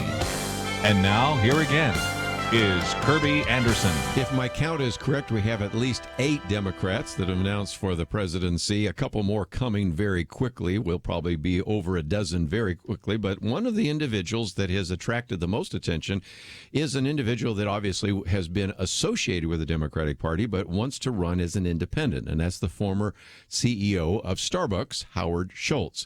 Now, when he was on The View the other day, Joy Behar would have none of it. Whoopi Goldberg was not too thrilled about it either. There have been all sorts of members of Congress. I'll just mention Alexandria Ocasio-Cortez. Got to mention her at least once every show. Ripping into him. He's been on a book tour. There have been people sometimes shouting him down. HBO host Bill Maher.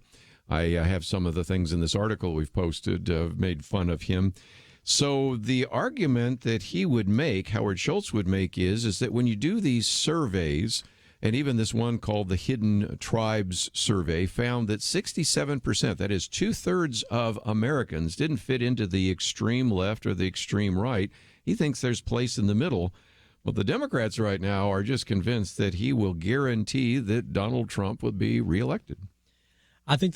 I definitely think that's what is driving the backlash against him. But I would really love to see sort of a summit between the leaders of the Democrat Party and the Republican Party, so we could all just agree to stop sending people to The View. Nothing Really? good comes of that. I don't understand why anybody tells their candidate, "Hey, I got a great idea for you." Yeah. This will help you sell your book. Just unbelievable. But and he did not expect this, and has not expected the kind of pushback, has he? It doesn't appear to, no. And I think something that Penna mentioned previously is part of the reason is that he's addressing issues in a much different way than everybody else on the left is talking about them, and he is putting forth some ideas that are just nobody wants to hear them on the Democratic side right now. And he would be the one voice. I mean, he came out against, this 70% tax rate. He talked about, what a terrible idea to get rid of private health insurance. Yeah, he sure did. He's not a fan of Green New Deal, I'm sure of that. Right. Certainly. He's talked about his own life story and the American dream of building this corporation. And is he an affront maybe to the Democrats because he's a white rich guy that has been successful because of capitalism? Is that a possibility? Well, I think they always retreat to identity politics to try and discredit an idea they don't like. Yeah. And so if he starts talking about economic opportunity in the country, he immediately gets hit with, what do you know about people struggling in poverty? You're just another rich white billionaire. Well, he wasn't born a rich white billionaire. No, he wasn't. And if you know his story, it's quite a story. It is. Yeah. It is. And I think that is part of this backlash against him also. He is a walking embodiment. He is a billboard against that discredits a lot of things that Democrats have been saying for a long time.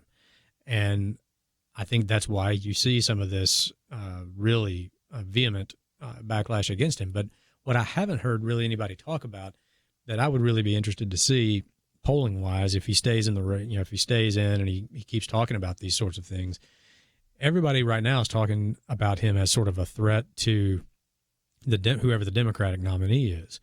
My question is, how many Never Trumpers within the conservative movement might go for him, would consider a vote for this guy as a protest vote against Donald Trump because they're just not ever going to accept Donald Trump?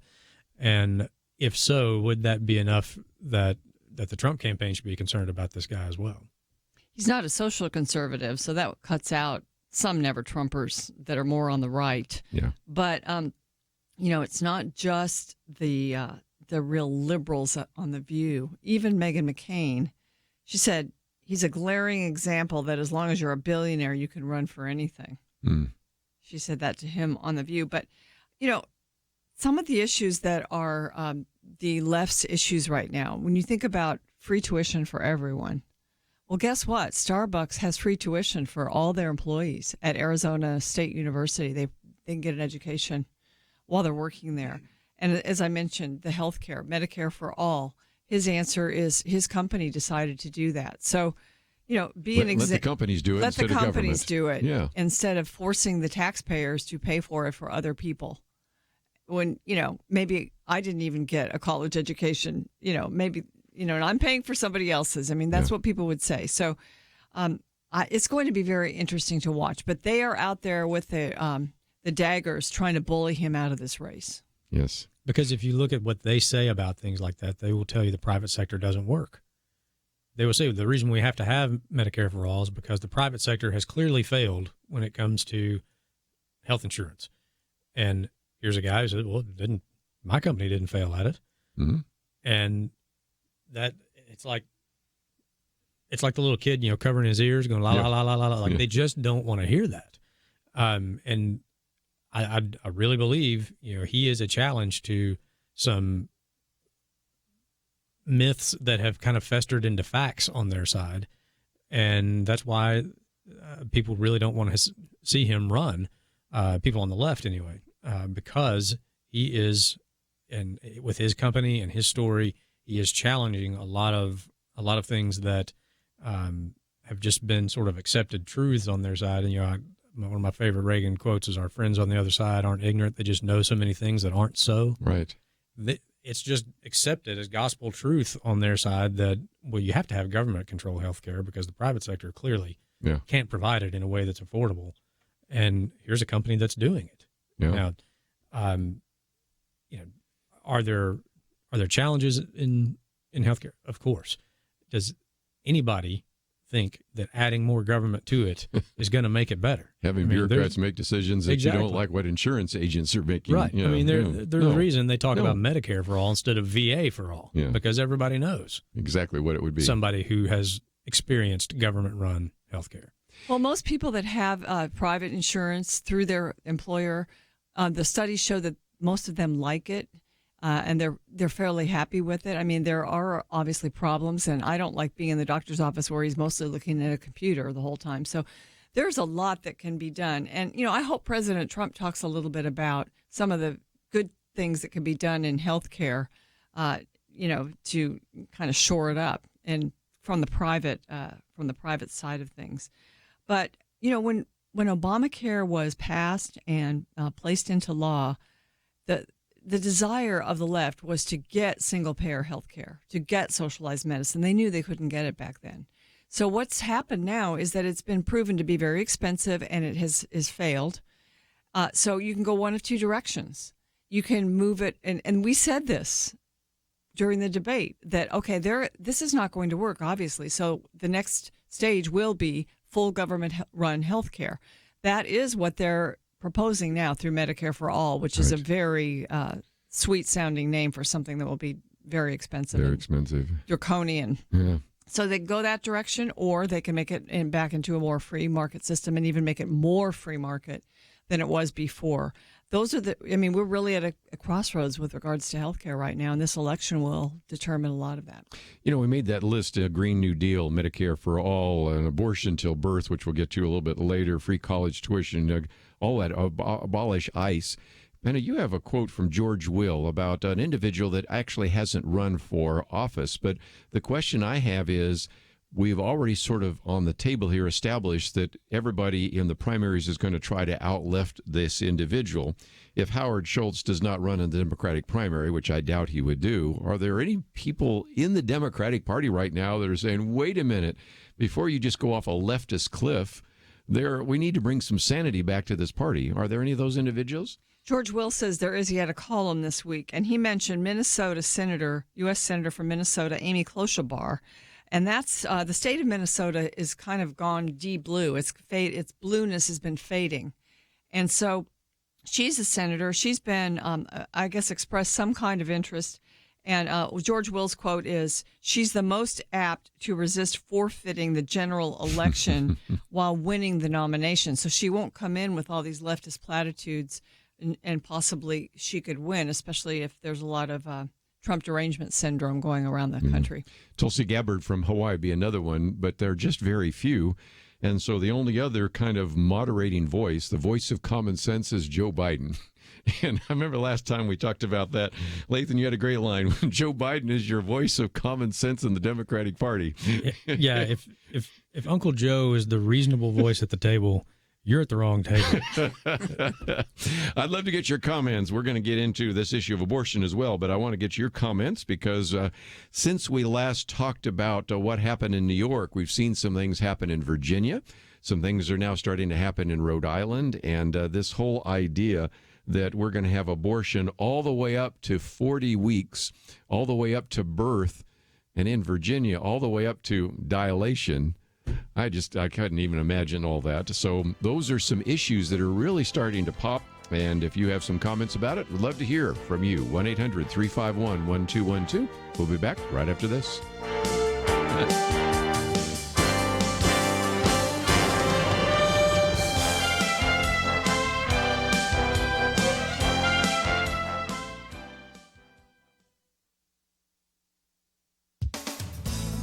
New York recently passed legislation that makes it easier for women to get third trimester abortions. Governor Andrew Cuomo signed the new law and celebrated by ordering that the 408-foot spire on the One World Trade Center building, 2 bridges, and the Alfred E. Smith building in Albany be lit up in pink.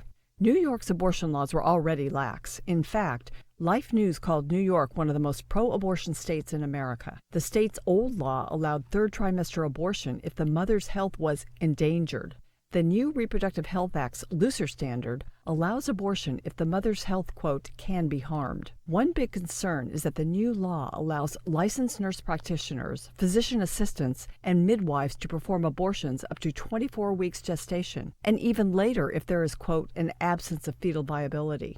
About 40 states have laws on the books that prohibit anybody but an MD from performing an abortion. Abortion rights activists are challenging those laws in at least 9 states. Most of the laws being challenged are decades old.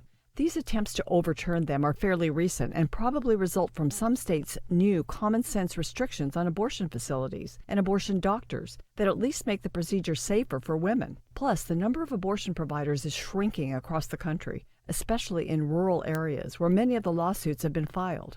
The lawsuits argue that allowing non-MDs to perform abortions will increase access. They also cite a 2013 study published in the American Journal of Public Health that shows only slightly fewer complications in abortions done by doctors. Plaintiffs in those 9 states seek to allow non-MDs to provide only early-term abortions. New York's new law allows abortion on a completely developed baby to be done by a person who is not a doctor. The Catholic bishop stated, "This is not progress. It's not. It's subpar health care." For Point of View, I'm Penna Dexter.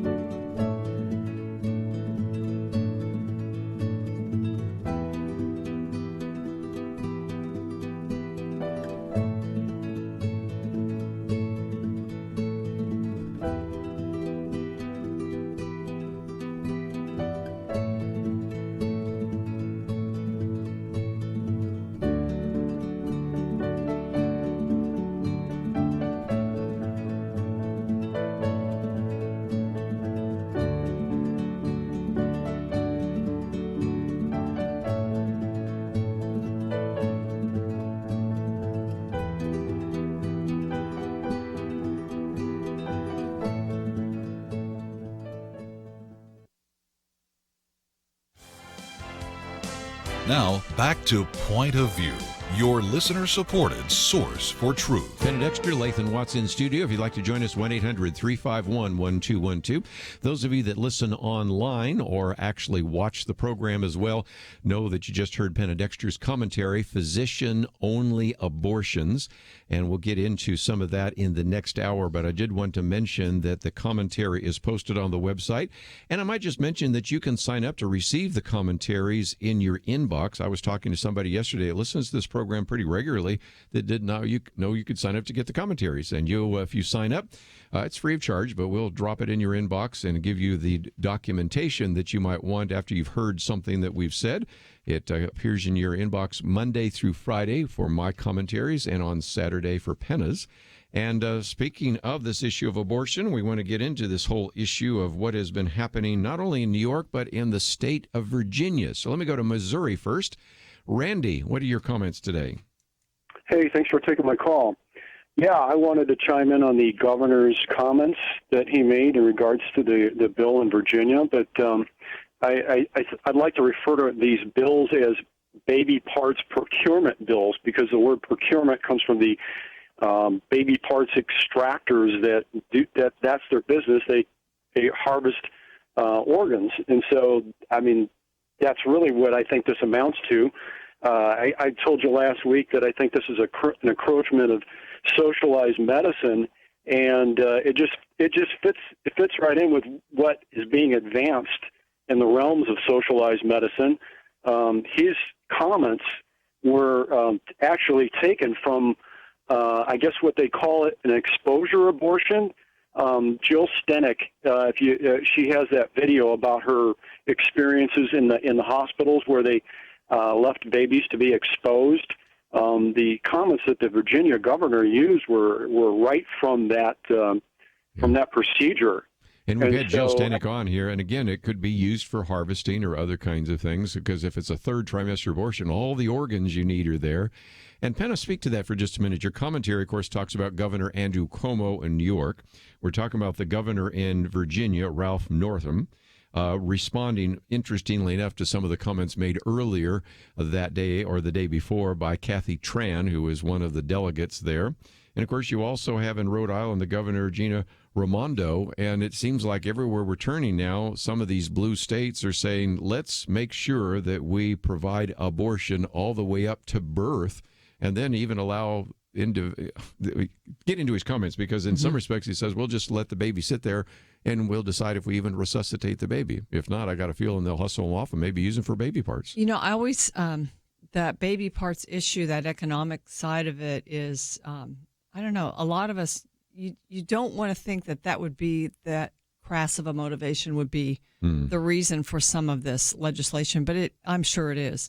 One thing that's happened in recent years is, of course, this Planned Parenthood's involvement in this baby parts trade has been exposed, and it's been investigated by Congress.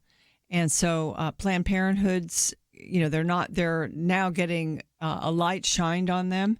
And so if you change laws in states and make it easier, I suppose, to get these fresh parts. And, even as Governor Northam said, well, some of these babies will be born and then we'll decide, well, that will make the parts even fresher. I mean, that sounds gruesome, but the infant will be kept comfortable, and then the infant would be resuscitated if that's what the mother and family desired, and then a discussion would ensue. And I thought after he said that on a talk show, certainly he'd come back and say, no. And he didn't. No, yeah. And these are doctors, by the way. I mean, isn't it true that he actually has a medical background? He's a pediatric neurologist. That's his former career. So he's speaking from a medical perspective. So it makes the baby parts part of this, piece of it, starting to make a little bit of sense. Yeah. Thank you for that call, Randy. Yeah. Good point. Lathan, again, it's something I've mentioned before, but I'll mention it one more time, and that is you look at some of these various surveys that have been done, and here's one. By the way, one of the articles we posted is how the media didn't talk about this. Media Research Center found that not a second of airtime was given to the New York Reproductive Health Act. That's ABC, CBS, NBC.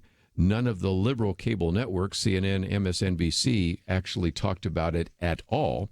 And the argument and I think this is our third article there, is that it knows America isn't on board with what the Democrats are pushing.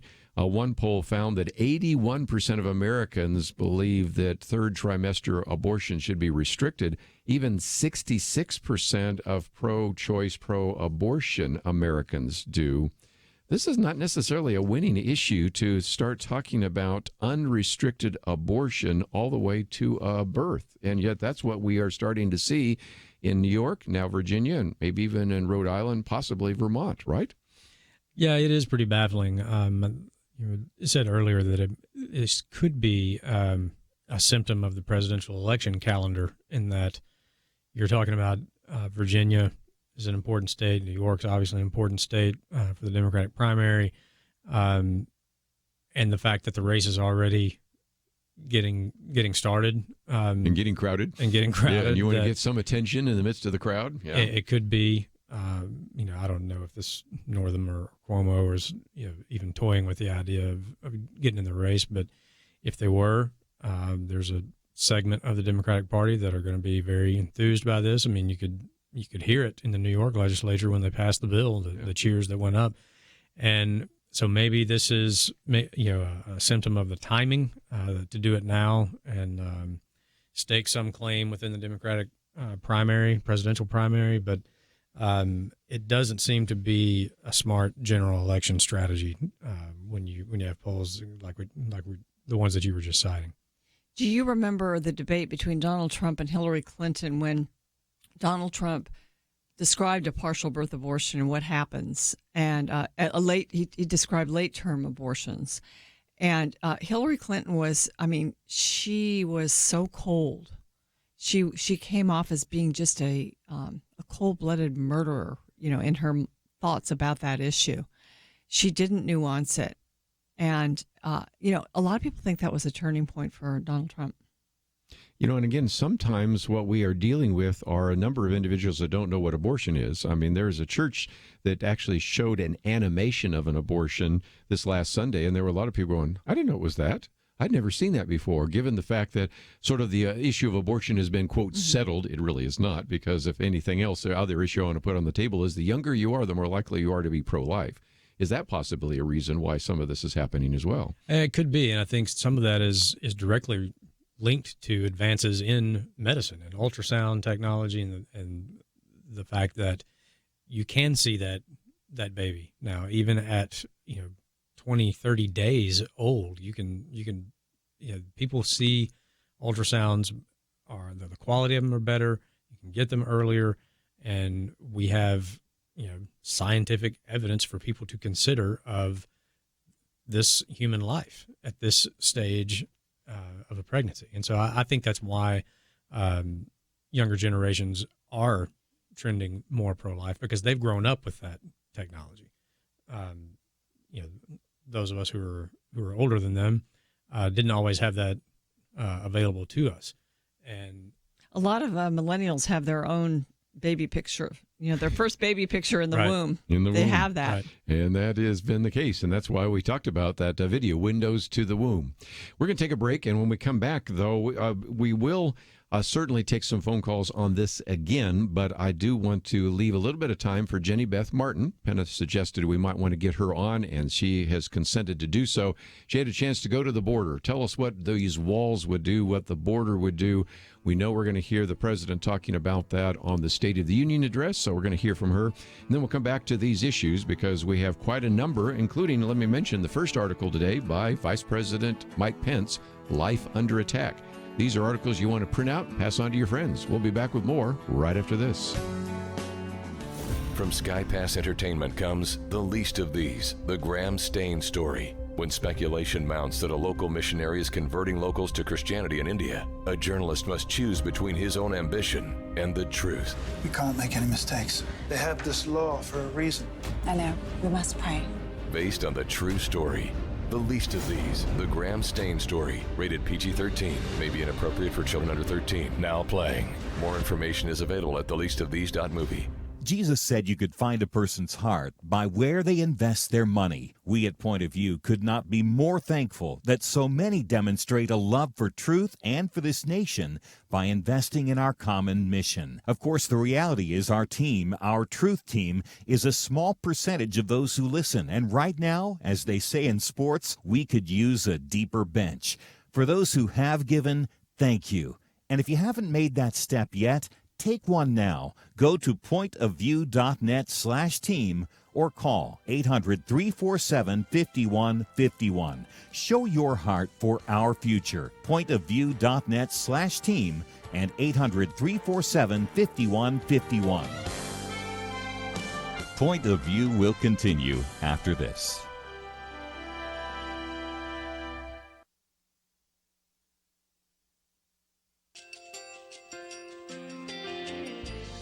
I just want to thank you so much for all the wonderful programming you have. You're just absolutely fantastic. I recently started listening to Point of View, and I really found it interesting because of the different subjects you cover. Thank you for that. I really appreciate everything that you do in keeping us informed. Thank you, Kerby, for everything that you have been doing.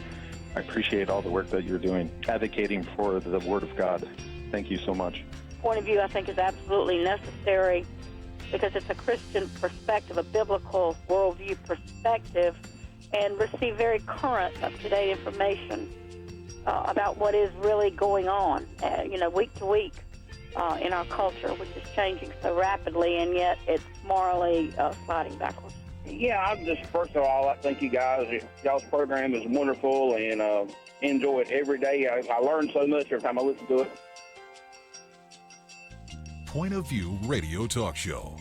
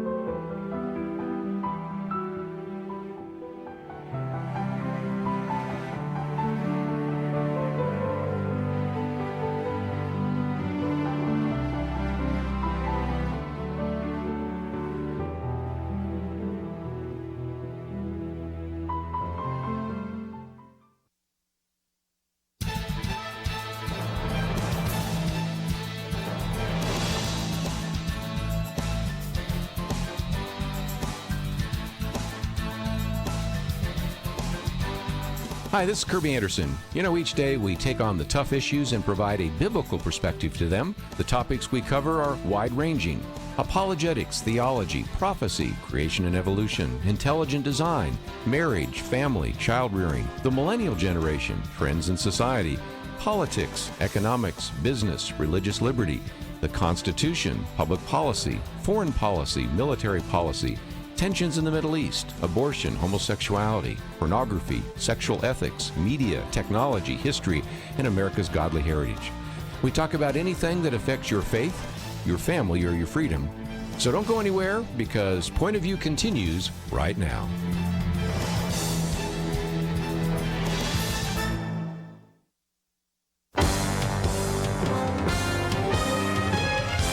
Across America, live. This is Point of View.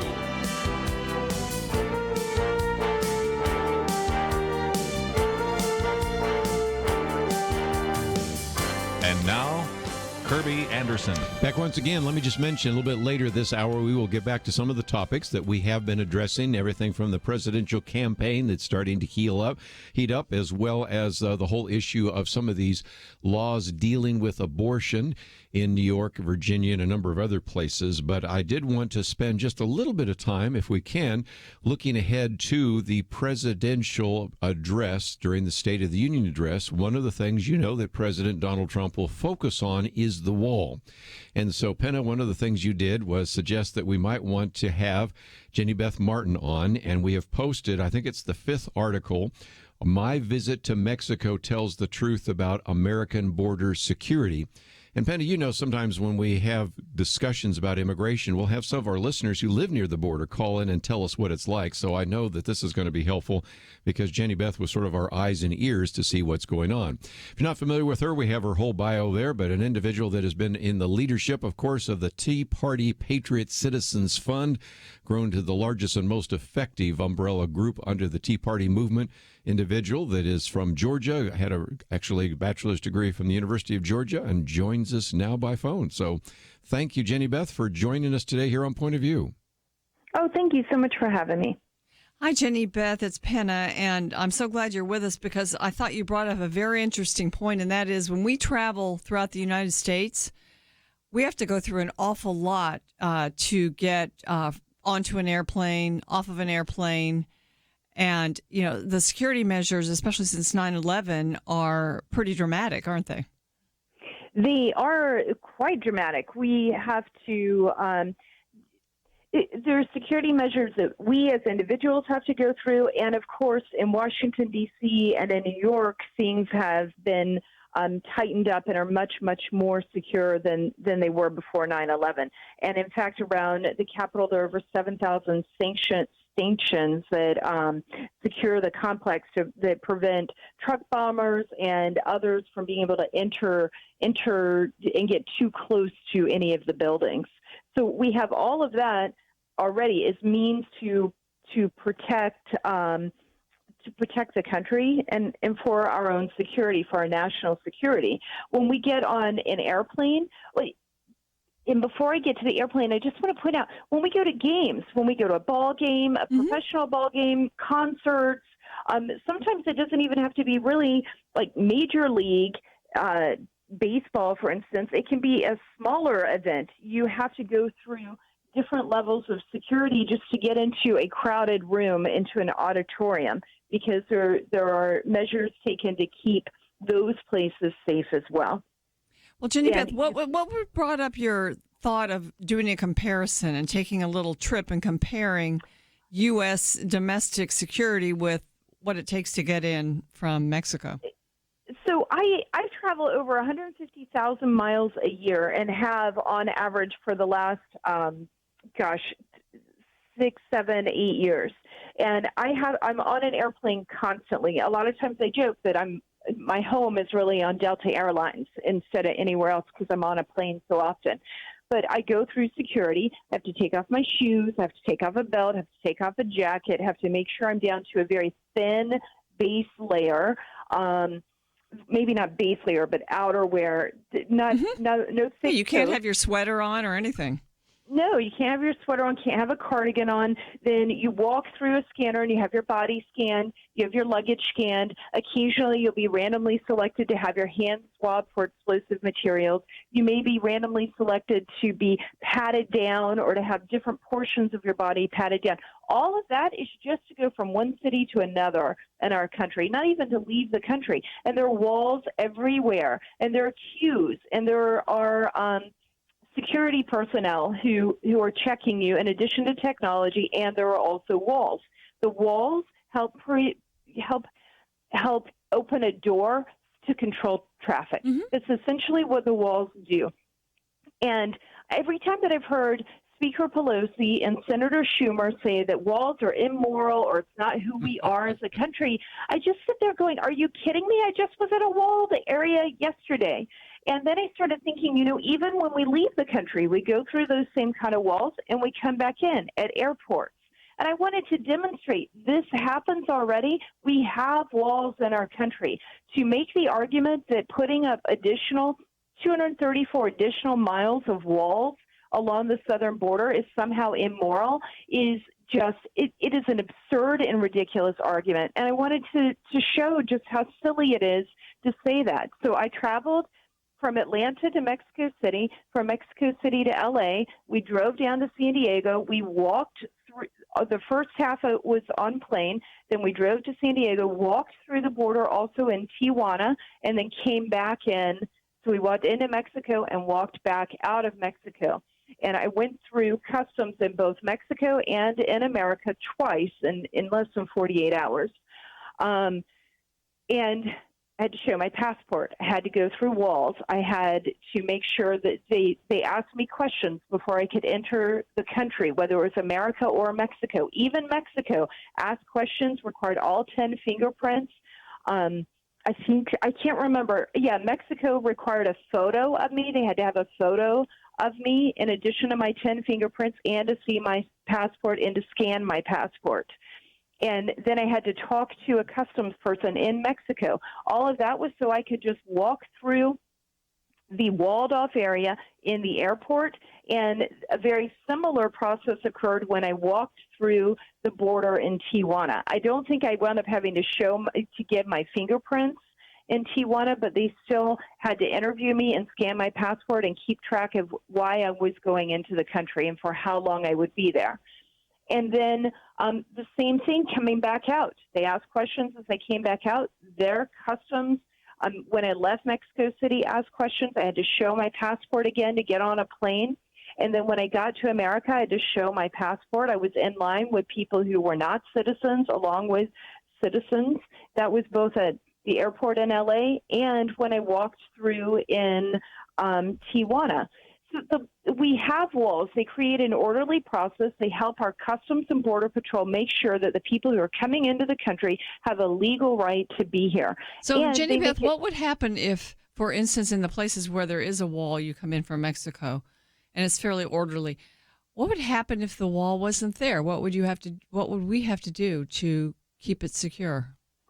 Well, in places where the wall is not there, then you have to have Border Patrol. And even where there is a wall, you still have Border Patrol patrolling the area and watching for human traffic. And oftentimes, the human traffic gets by because Border Patrol is patrolling usually in vehicles. They may not see everything.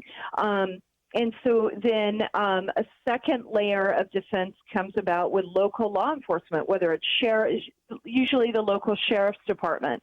And they wind up also dealing with people who get past the border but are a little bit further into the country, maybe not deeply into the country, but within a few miles before they do get deeply into the country. Let me jump in real quick because we need to take a break, and we'll come back and we'll get into some of the other issues there. But we have one of those mandatory breaks. Jenny Beth Martin with us, and Penna Dexter, as well as Lathan Watts. And we have posted this article, which I think is just a reminder, we need borders, we need walls, we need doors. And when people say we don't need them, that's ridiculous, because that's what we do every single day. We'll be right back.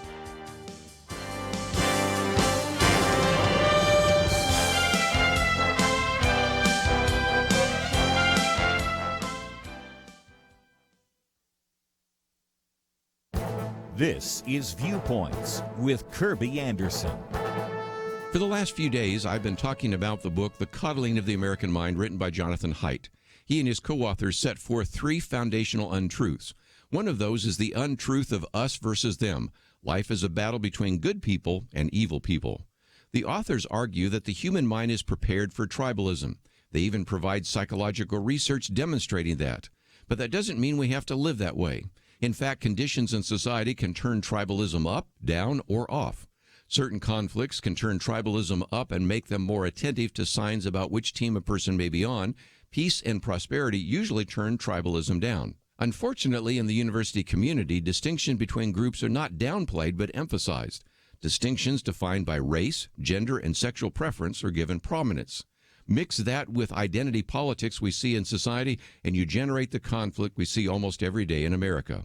The authors make an important distinction between 2 kinds of identity politics. Martin Luther King Jr. epitomized what could be called common humanity identity politics. He addressed the evil of racism by appealing to the shared morals of Americans using the unifying language of religion. That is different from what we find on college campuses today that could be called common enemy identity politics. It attempts to identify a common enemy as a way to enlarge and motivate your tribe. The slogan sounds like this: our battle for identity and survival is a battle between good people and bad people. We're the good guys and need to defeat the bad guys. Why is civil dialogue and discussion hard to find today? The Coddling of the American Minds helps us to understand what is happening and how to prevent our conflict from getting worse. I'm Kerby Anderson, and that's my point of view. From SkyPass Entertainment, The Least of These, The Graham Staines Story. The Least of These, rated PG-13, now playing. TheLeastOfThese.movie.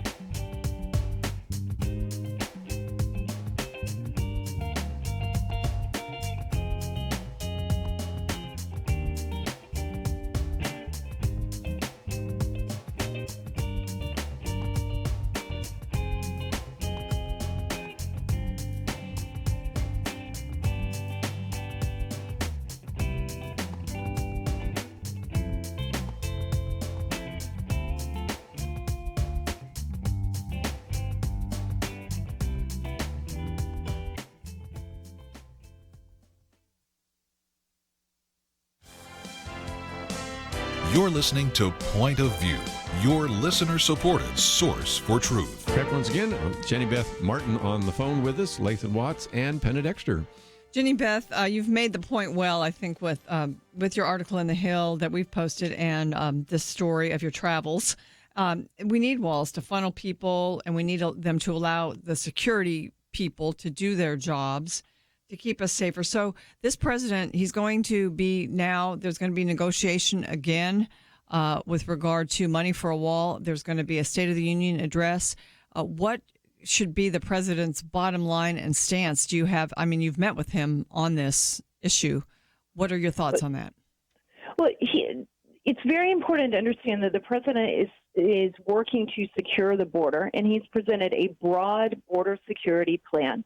And I think he needs to stick to the broad border security plan, and part of that includes having additional funding for 234 more miles of a wall or steel barrier or permanent physical barrier, whatever you want to call it. I don't care what it's called as long as it's permanent, a permanent physical barrier. And he needs to stick by that. And he's given every indication that that is what he is going to do. I don't know that means he's sticking to the number. Everything that I've heard from him indicates he's sticking to the $5.7 billion. I'm sure he'd be willing to negotiate if the Democrats would actually present something, but we're hearing from Speaker Pelosi no funding for any sort of physical barrier at all. Well, Jenny Beth, thank you so much. I mean, it just you've made some points that kind of put a picture in our mind and give us some, I guess, resolve to stick with our principles on this. So thanks for joining us today. Well, thank you so much for having me. One of the other articles I wanted to get to, and again, let's open up the phones, give you a chance to comment. 1-800-351-1212. Of course, we've put everything from abortion, the presidential campaign, the border wall on the various issues that we've discussed, and those are all on the table. But I thought we'd get to one more. And Lathan, you co-authored this particular book, article, I should say, The Left's Collateral Damage. And it reminded me of a commentary I had come out last month in which a while back some people were saying, what would happen if Christians went on strike? You know, not that they would. It was just sort of a thought experiment. But it was like, okay, think of all of the hospitals that we have, the Presbyterian hospitals, the Methodist hospitals, the Catholic hospitals. One person documented that oftentimes in at least 30 communities, the Catholic hospital is the only hospital within 35 miles of an individual. You talk about all the soup kitchens. You talk about all the pregnancy centers and on and on.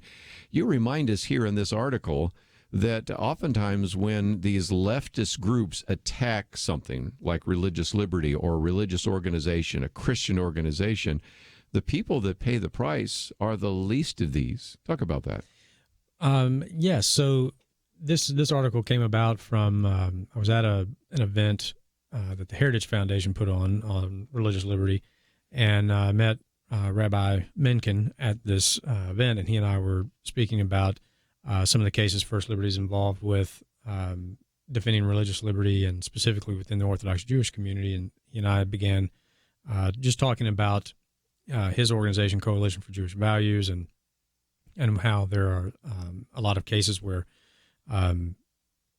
we definitely see the world in very similar ways. And so we were looking for ways to collaborate. Sure. And so we decided to try and co-author something. So this idea originally came from Rabbi Mencken to talk about the people who were impacted by these attacks on religious liberty. So he and I started working on this and eventually hammered it out, and thanks to the American Thinker for running the article. But it just points out in a few instances, for example, when Catholic Charities was no longer in Philadelphia able to participate in placing children in adopted homes because they're operating according to their religious beliefs when it comes to marriage and family. The real victim are I think it was 35 children that had to be put in group homes instead of placed with families that Catholic Charities could have placed them with. Right. And so that's one example. Another one is the case out of Anchorage, Alaska, where we defended an attorney who was trying to defend his client. A battered women's shelter in Anchorage, who was brought up before the Equal Rights Commission in Anchorage because they would not let a man who identified as a woman spend the night in their shelter. The real victim there are these battered women who were living in the shelter. Some of whom said, "I'll go sleep in the woods before I will sleep in the same room with a man." In Alaska. And these are the women who are actually harmed by, the attack against a faith-based organization who's just trying to operate and serve people according with the religious beliefs that motivate them to serve people. Mm-hmm. And so this happens time and time and again. I mean, I could talk about any number of our cases where you see this play out. I think, or just off the top of my head, I think of Light of the World Ministries in Nebraska, one of our clients, where a pastor is trying to minister to people living on local Indian reservation, and his church is growing, but the city won't let him expand and use buildings that he has purchased to try and expand his ministry. Well, who's actually being hurt by that? It's the people that would be served by his ministry if it was allowed to grow. Yes. And so a lot of times, and the reason the article is entitled Collateral Damage, because it draws a comparison between, in military terms, when you're in a battle, the collateral damage are the innocent civilians that get hurt by the actions of the military action that's going on. And when that happens, rightfully so, we criticize the country or the military that did it, that you should take great steps to minimize this, that your enemy is the guy in the other uniform. It's not the innocent civilian who happens to be living there. And so we do that in military conflicts, and we should be doing the same thing in political or legal conflicts. we should be reevaluating people who claim to be advocates for the poor and the oppressed and the downtrodden, whoever you want to say. We should be questioning their commitment to those principles if the way they go about it actually ends up hurting those people because they want to attack the rights of people to live and work according to the principles of their faith. So this whole right not to be offended that people claim, and they're getting pretty far with it a lot of times. I mean, that has huge collateral damage. And I mean, you could just probably spend all day talking about the examples. Or I think of a group who is a very small portion of the population, perhaps defines itself a certain way, especially when they define themselves by something that Christians deem to be sinful or contrary to God's plan. So the collateral damage, again, is huge. It's most of the citizens of America are going to be inconvenienced or damaged by this small group. And so, the way we measure these things, I mean, we can't always measure everything by numbers, but it's also a numbers game in a sense, isn't it? It is. One of the case examples in the article is a military chaplain who was doing a presentation on suicide prevention and dealing with depression, and mentioned how his own struggles with depression and how his faith brought him through that. And he used that as an example, not as a way of proselytizing anybody who was in the audience, but using his own faith and explaining how it helped him as a way that people in the audience of any faith could take their faith and use it in the same way to help them with this problem. Well, then he was, of course, attacked by a militant atheist group, and he was eventually. There was probably like one person, right? That didn't like who didn't like the idea of talking about faith in the military, and I mean, we were able to in that case he was eventually exonerated. But if you take what the desired intent of that action would have muzzled him and stopped him from talking about faith and how it helps people with depression and can prevent suicide, take that to its next logical step. So what does that lead to? It most likely leads to more suicides within the military, which already has a higher suicide rate than the general population. So you're actually talking about life and death here that does not seem to be a concern for the people who are hyper-focused on eliminating the influence of religion from American life. And that's not what the First Amendment is about.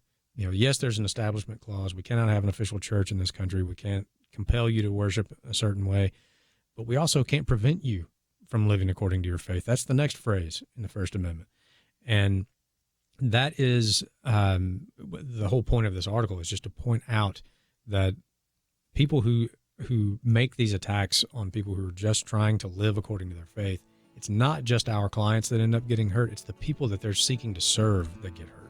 Again, just a powerful argument of the left's collateral damage. When we come back, open line. I see some of you want to speak on the subject of abortion, and others might want to talk about the presidential campaign. We'll be right back. Question: do you have a health insurance plan you are not happy with? Well, Bethany and Jason thought they were stuck. Their plan just kept getting more expensive, and Bethany's favorite doctor didn't even take that plan anymore. And then some friends at church told them about MediShare. With our previous insurance, we were paying $1,200 a month. With MediShare, we now pay around $600 a month. Yes, they're paying $600 less per month, and that's a pretty typical savings with MediShare. And they actually like MediShare more. I was able to go back to my original doctor that I absolutely loved, and it's just been an absolutely beautiful thing being a part of MediShare. Yeah, so they pay a lot less and they like it more. No wonder MediShare is growing so fast. Find out more. They're super easy to talk to. All you have to do is call 855-90-BIBLE. That's 855-90-BIBLE. 855-90-BIBLE. It takes a team to win. Be part of Point of View's Truth Team and bring truth and healing to America. Go to pointofview.net/team, pointofview.net/team, and 800-347-5151. Point of View will continue after this.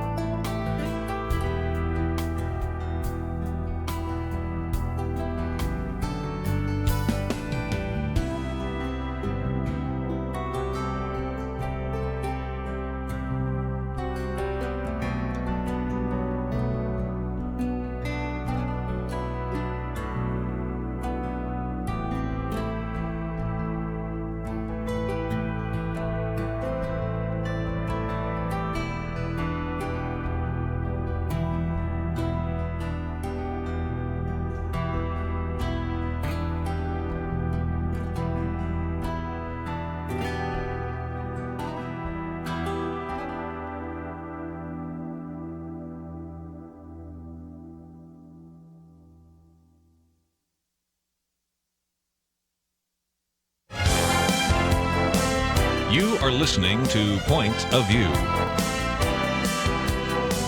The opinions expressed on Point of View do not necessarily reflect the views of the management or staff of this station. And now, here again is Kerby Anderson. Final half hour, if you'd like to join our conversation, 1-800-351-1212. Penna Dexter and Lathan Watts with us. Let's go to Monica in the state of California, listening on KYCC. Monica, thank you for joining us today. Kerby and Penna, thank you for having me on. I appreciate it. And I would love to hear your comments. I think you've called in before, and I think maybe you have some comments about the abortion law up there in New York. I do. So, Kerby, last week when Governor Cuomo signed that radical abortion law, he also asked the city, and I'll quote him, he said, "I'm directing that New York's landmarks be lit in pink to celebrate this achievement and shine a bright light forward for the rest of the nation to follow." And I'm sure you know that the spire of the One World Trade Center was lit in pink. Kerby and Penna, I have been to the One World Trade Center built on the grounds of the Twin Towers and the 9/11 memorial that honors the lives of those who are lost. And as I approached the memorial and I saw the names listed on its walls, name after name, emotions of both sadness for what was lost and the pride and the heroism of those who didn't hesitate to save a life just overwhelmed me. And I felt compelled to read each name out loud. It was a strange feeling, but it was the only way that I could think of to somehow honor each person. And as I was reading the names, I came to a complete stop when I saw the following words: Diane T. Singer and her unborn child.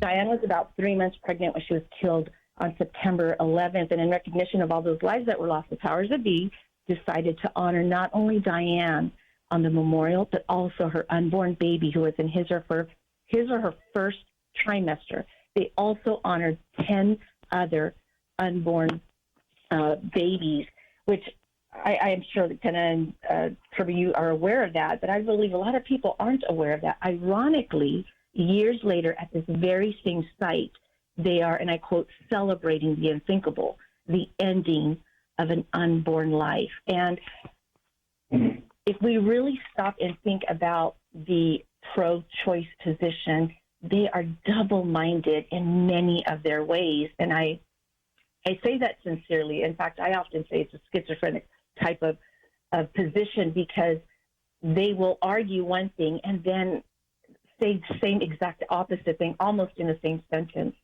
And I just want to encourage people who are listening, if you are a pro-life advocate, and perhaps you know that you are deep in your heart, you know that as a believer, as someone who just understands the sanctity of life, that you are definitely, you are on the right side.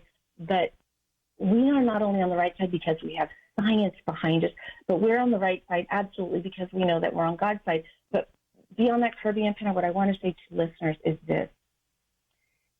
I encourage you to research, to read. Do not be intimidated by the talking points of the other side.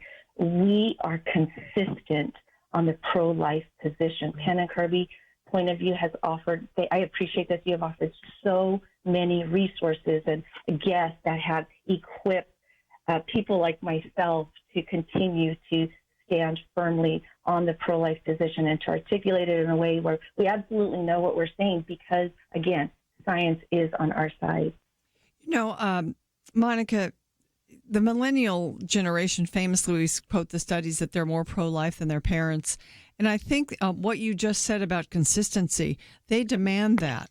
They demand consistency. They don't allow us to walk both sides against the middle. And you've said that sometimes in the same sentence, pro-choice people will do that. And so, you know, I mean, it's very sad, these laws that are now being introduced, sometimes passed, as in New York. And it's depressing for pro-lifers and those of us who have been in the movement for a long time.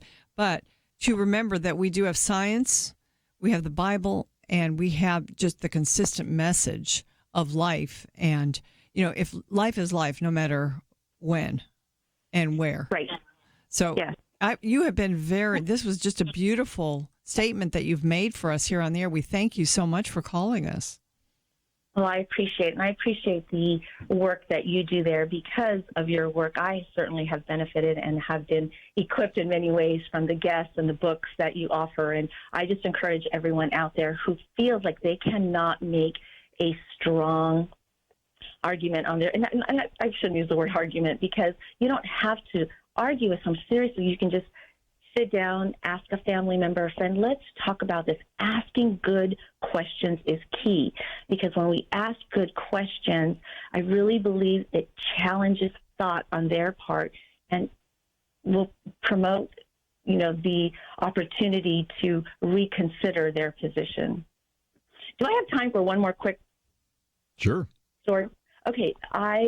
So as you know, Kerby and Penna, I work with women who find themselves in unplanned crisis pregnancies. And I have been to UC San Francisco Medical Center many times. UC San Francisco Medical Center actually is one of the most, it's just a phenomenal facility for women who have had preborn babies. And so in our area, high-risk premature babies are sent to UC Medical Center in San Francisco. I've been there, again, like I said, many times. Interestingly, the very facility that spends hundreds of thousands of dollars to save these premature babies born at 22, 23, 24 weeks, preemie babies, is the same facility that also aborts these the babies at the same stage of development. Same gestation. Yep. Yes. In the womb. Yes.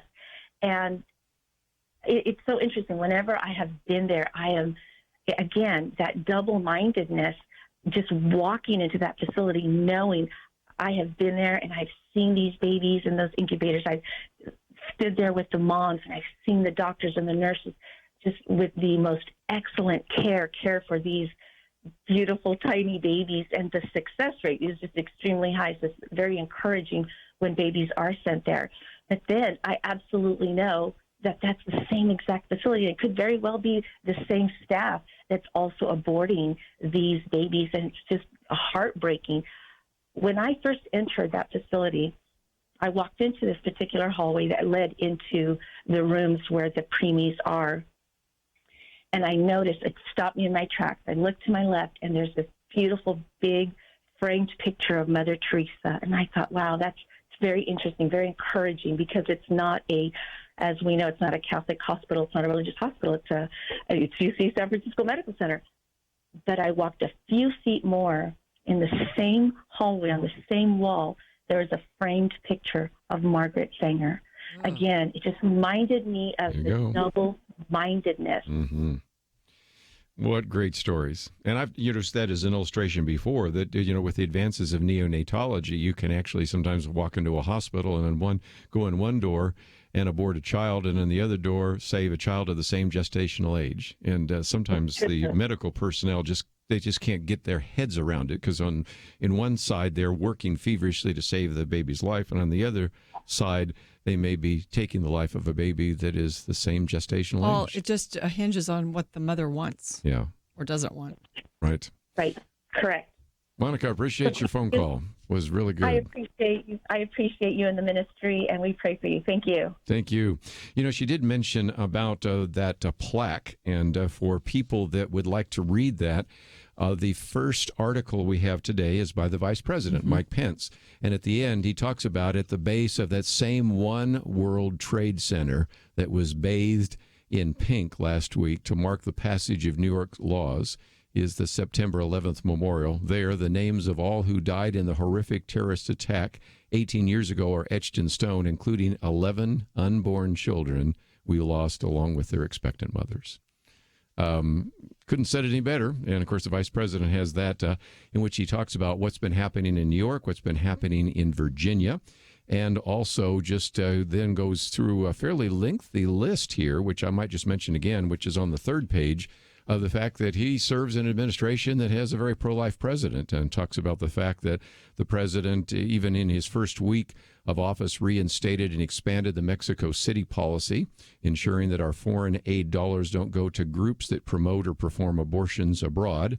He withdrew the United States from the United Nations Population Fund to prevent our tax dollars from supporting forced sterilization and abortion overseas. And he signed a law to empower states to withhold funding of abortion providers, including Planned Parenthood. So if you haven't read this piece by the vice president, it is the first article. Then we, of course, have one on the subject of infanticide, or the infanticide craze, something we've mentioned before about media silence, I should say, on abortion. Then, of course, we've had some conversations about everything from Howard Schultz to the border and even the left's collateral damage. So lots of great material on the website. When we come back, we'll take some more phone calls. And again, kind of getting ready for not only Super Bowl Sunday, but also the State of the Union address, which will be next week. So next caller wants to talk about the wall, so we'll get into those conversations right after these important messages.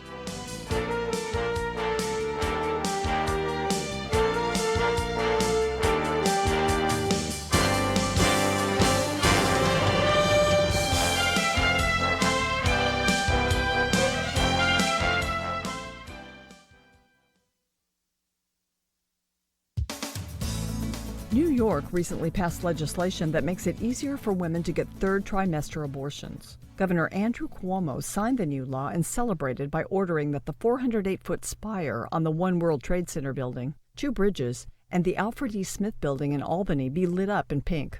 New York's abortion laws were already lax. In fact, Life News called New York one of the most pro-abortion states in America. The state's old law allowed third trimester abortion if the mother's health was endangered.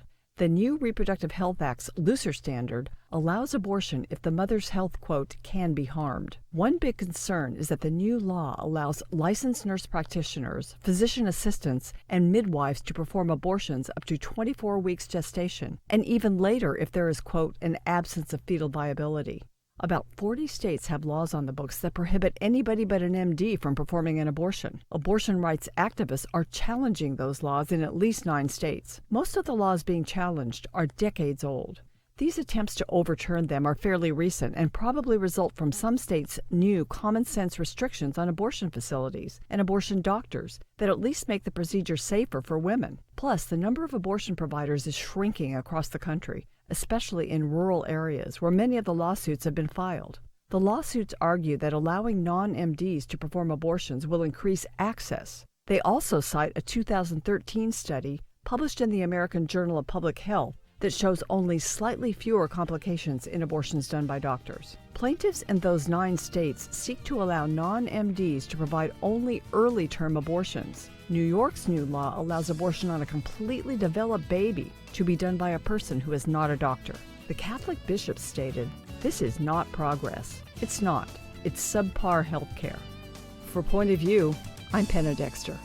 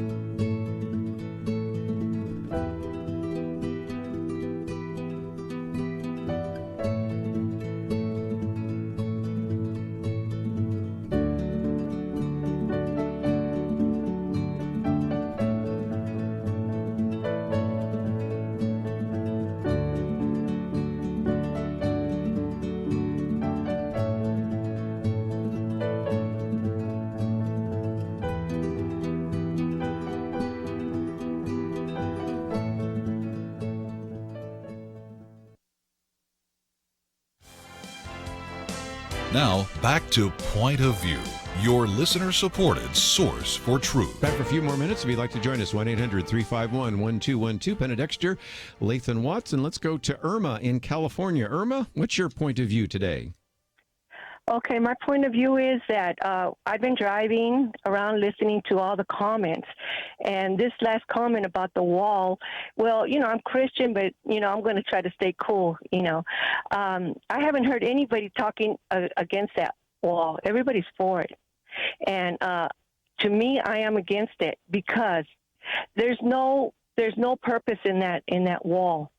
People, people can do not go. Most of all, they do not go they go through the line. You know where the line, the immigration line is?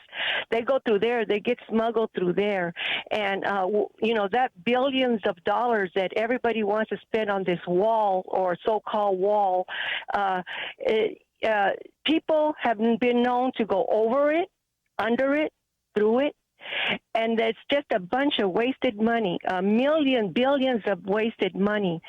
It's not going to do the purpose. When I was a child, I'm 65 years old now. When I was a young girl, we would cross the border back and forth, back and forth. That wall, there's a wall already there. What good has that done? It hasn't done anything. My concern is that when Trump ran for president, he told the people Mexico is going to pay for this wall, and all the people believed it. That Mexico was going to pay this wall. Now, all of a sudden, he wants people here in the United States to pay for that wall. I just can't see it, and forgive me for being so upset, but I had to pull over and just kind of relax myself because of absolutely we have to put this wall up. Oh yes, Trump this and Trump that, and yeah, Trump is doing it for his glory. Because what Trump wants to do is get this wall put up, and then next time when he goes to go run for president, hey, you know what? I did it. Didn't I tell you I was going to do it? It's all his glory, like what I'm saying is we need more immigration officers. We need more drones. We need the immigration officers at the line, at the border line. Can I just ask one question about the line? Because you've been through the line. Yeah. And so if you didn't have a wall around where the line is, how would you even have a line? Wouldn't you have more chaos? No, I'm talking about when the people get in line, to cross the border. That's what I'm talking about. Yeah, that's but isn't there a wall near the line? There's been a wall. Some places. There's been a wall since I was 10 years old. Before people have still been getting through. It's not no good to put a wall. People are still getting through. Okay, we need more drones. We need more immigration officers all up and down. Instead of putting a wall, put immigration officers out there. Yeah, and again, I wouldn't disagree with some of that. I just, she did make a good point about the fact that, we have some of these barriers and they're not working. And in case anybody wants to write the numbers down, at least you'll have those facts, okay? We have, in round numbers, about 300 miles of what are called vehicle barriers. Now, those are really easy to go over around, and as a matter of fact, they were showing some pictures the other day. Yeah, that prevents a car or a truck from going there, but it's real easy. You can walk over them or even step over there. So of the so-called 700 miles of barrier, about 300 of those are 300 miles of those are just vehicle barriers. That's not much. Then of the other 350, because I still can't come up with the 700 that is used by ABC, those are what are called pedestrian fences. And as she's pointed out, yes, guess what? You can step over a fence. You can put a ladder over a fence. But some of these borders are a little bit higher. Many of them are 18 feet high. They're very hard to climb over. And even if they are, the fact is they want to have slats so that Border Patrol can see somebody trying to get over in the first place. But we have almost 2,000 miles of border. It's 1,954 miles, in case anybody really wants to know. Only 350 miles of it are pedestrian fences, and a few of them are actually barriers. So you can kind of see, yeah, she's right. Right now we aren't preventing that. But if we want to prevent it in the future, last time I heard, Penna, didn't you look at this the other day? I think we have 3 different migrant caravans heading north again. This is insanity. I mean, if you can't control your border, you really don't have a country. Lathan, what's your thoughts?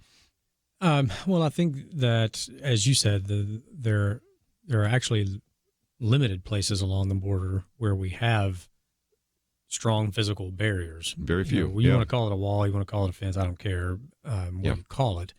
And I agree with her that a wall is not the silver bullet answer to the problem. I agree. Yeah, you need drone, you need surveillance, you need more immigration officers. But I also trust those immigration officers who have They do it very every many day. of them, they know more about it than any of us around the table. Who, when interviewed off camera, because they can't do it in uniform, say, yes, we absolutely need more physical barriers. And in certain places like San Ysidro and places like that. Yeah. Exactly. And the lines that she's talking about, people trying to sneak in or jump the line or whatever, that's Penna's point, is the wall directs traffic. So if you direct traffic to points of entry, then you have a better chance of catching illegal activity happening there. But yeah, of course, I don't think anyone who's concerned about border security doesn't think that we need more human personnel to and we to need be a more part courts. We got such a solution. backlog right now of individuals asking for asylum. So it's not an either or. It's all of the above and more, don't you think? Well, we'll see. The president gets the chance to make his case before the American people. And then the candidate for governor in the state of Georgia will be giving the Democrat response. So we'll see how that plays itself out as well. So if nothing else, that gives us a chance to kind of get ahead of this and to think about what will be said Tuesday night. We'll try to collect some of those clips, and then Nick Pitts will be sitting in this chair on Wednesday, and hopefully he'll cover some of that as well. And it's Super Bowl Sunday, so if nothing else, I hope that that takes our mind off of some of the political issues we've been talking about. But just before we run out of time, Lathan, one more time, I'd like to have you talk about what's available at First Liberty, because as people click on your picture there or on the website, and of course we also have your article about the left's collateral damage, as you go there, it gives you just a lot of great information. And one of the things I always encourage people to do is you can hit the About section or the Resource section in Judicial Nominees, because now, as you see that graphic, it has the number 51 in the way of people. So this gives you an idea of all these nominees moving through the courts. And if indeed those individuals get confirmed, and it does seem to me like the current majority leader in the Senate, Mitch McConnell, wants to move those through, your life will be a whole lot easier, because it will change the complexion of the Fourth Circuit Court that you are dealing with right now in terms of the cross case, and even the Ninth Circuit Court, won't it? It possibly could, yes. If you look at, there's a lot of information. Thank you for bringing that up at firstliberty.org. There are maps where you can see where the judicial vacancies are. There's information about the nominees. And yes, the president just recently renominated 51 people who had been nominated before, but by the end of last year did not get their full vote in the Senate. So 51 nominees renominated now to start that process this year. And you mentioned, the Fourth Circuit and the Ninth Circuit. The current breakdown in the Ninth Circuit is, I believe, 16 judges that were appointed by liberal or Democrat presidents, 6 by Republicans, and there are 6 vacancies. So if he fills those 6 vacancies with conservatives, that split now goes to 16-13. And your chances of getting a good decision just go up tremendously. Andrew and Steve, thank you for your help. We'll see you back here on Monday. Question: do you have a health insurance plan you are not happy with? Well, Bethany and Jason thought they were stuck. Their plan just kept getting more expensive, and Bethany's favorite doctor didn't even take that plan anymore. And then some friends at church told them about MediShare. With our previous insurance, we were paying $1,200 a month. With MediShare, we now pay around $600 a month. Yes, they're paying $600 less per month, and that's a pretty typical savings with MediShare. And they actually like MediShare more. I was able to go back to my original doctor that I absolutely loved, and it's just been an absolutely beautiful thing being a part of MediShare. Yeah, so they pay a lot less and they like it more. No wonder MediShare is growing so fast. Find out more. They're super easy to talk to. All you have to do is call 855-90-BIBLE. That's 855-90-BIBLE. 855-90-BIBLE. It takes a team to win. Be part of Point of View's Truth Team and bring truth and healing to America. Go to pointofview.net/team, pointofview.net/team, and 800-347-5151. Point of View is produced by Point of View Ministries.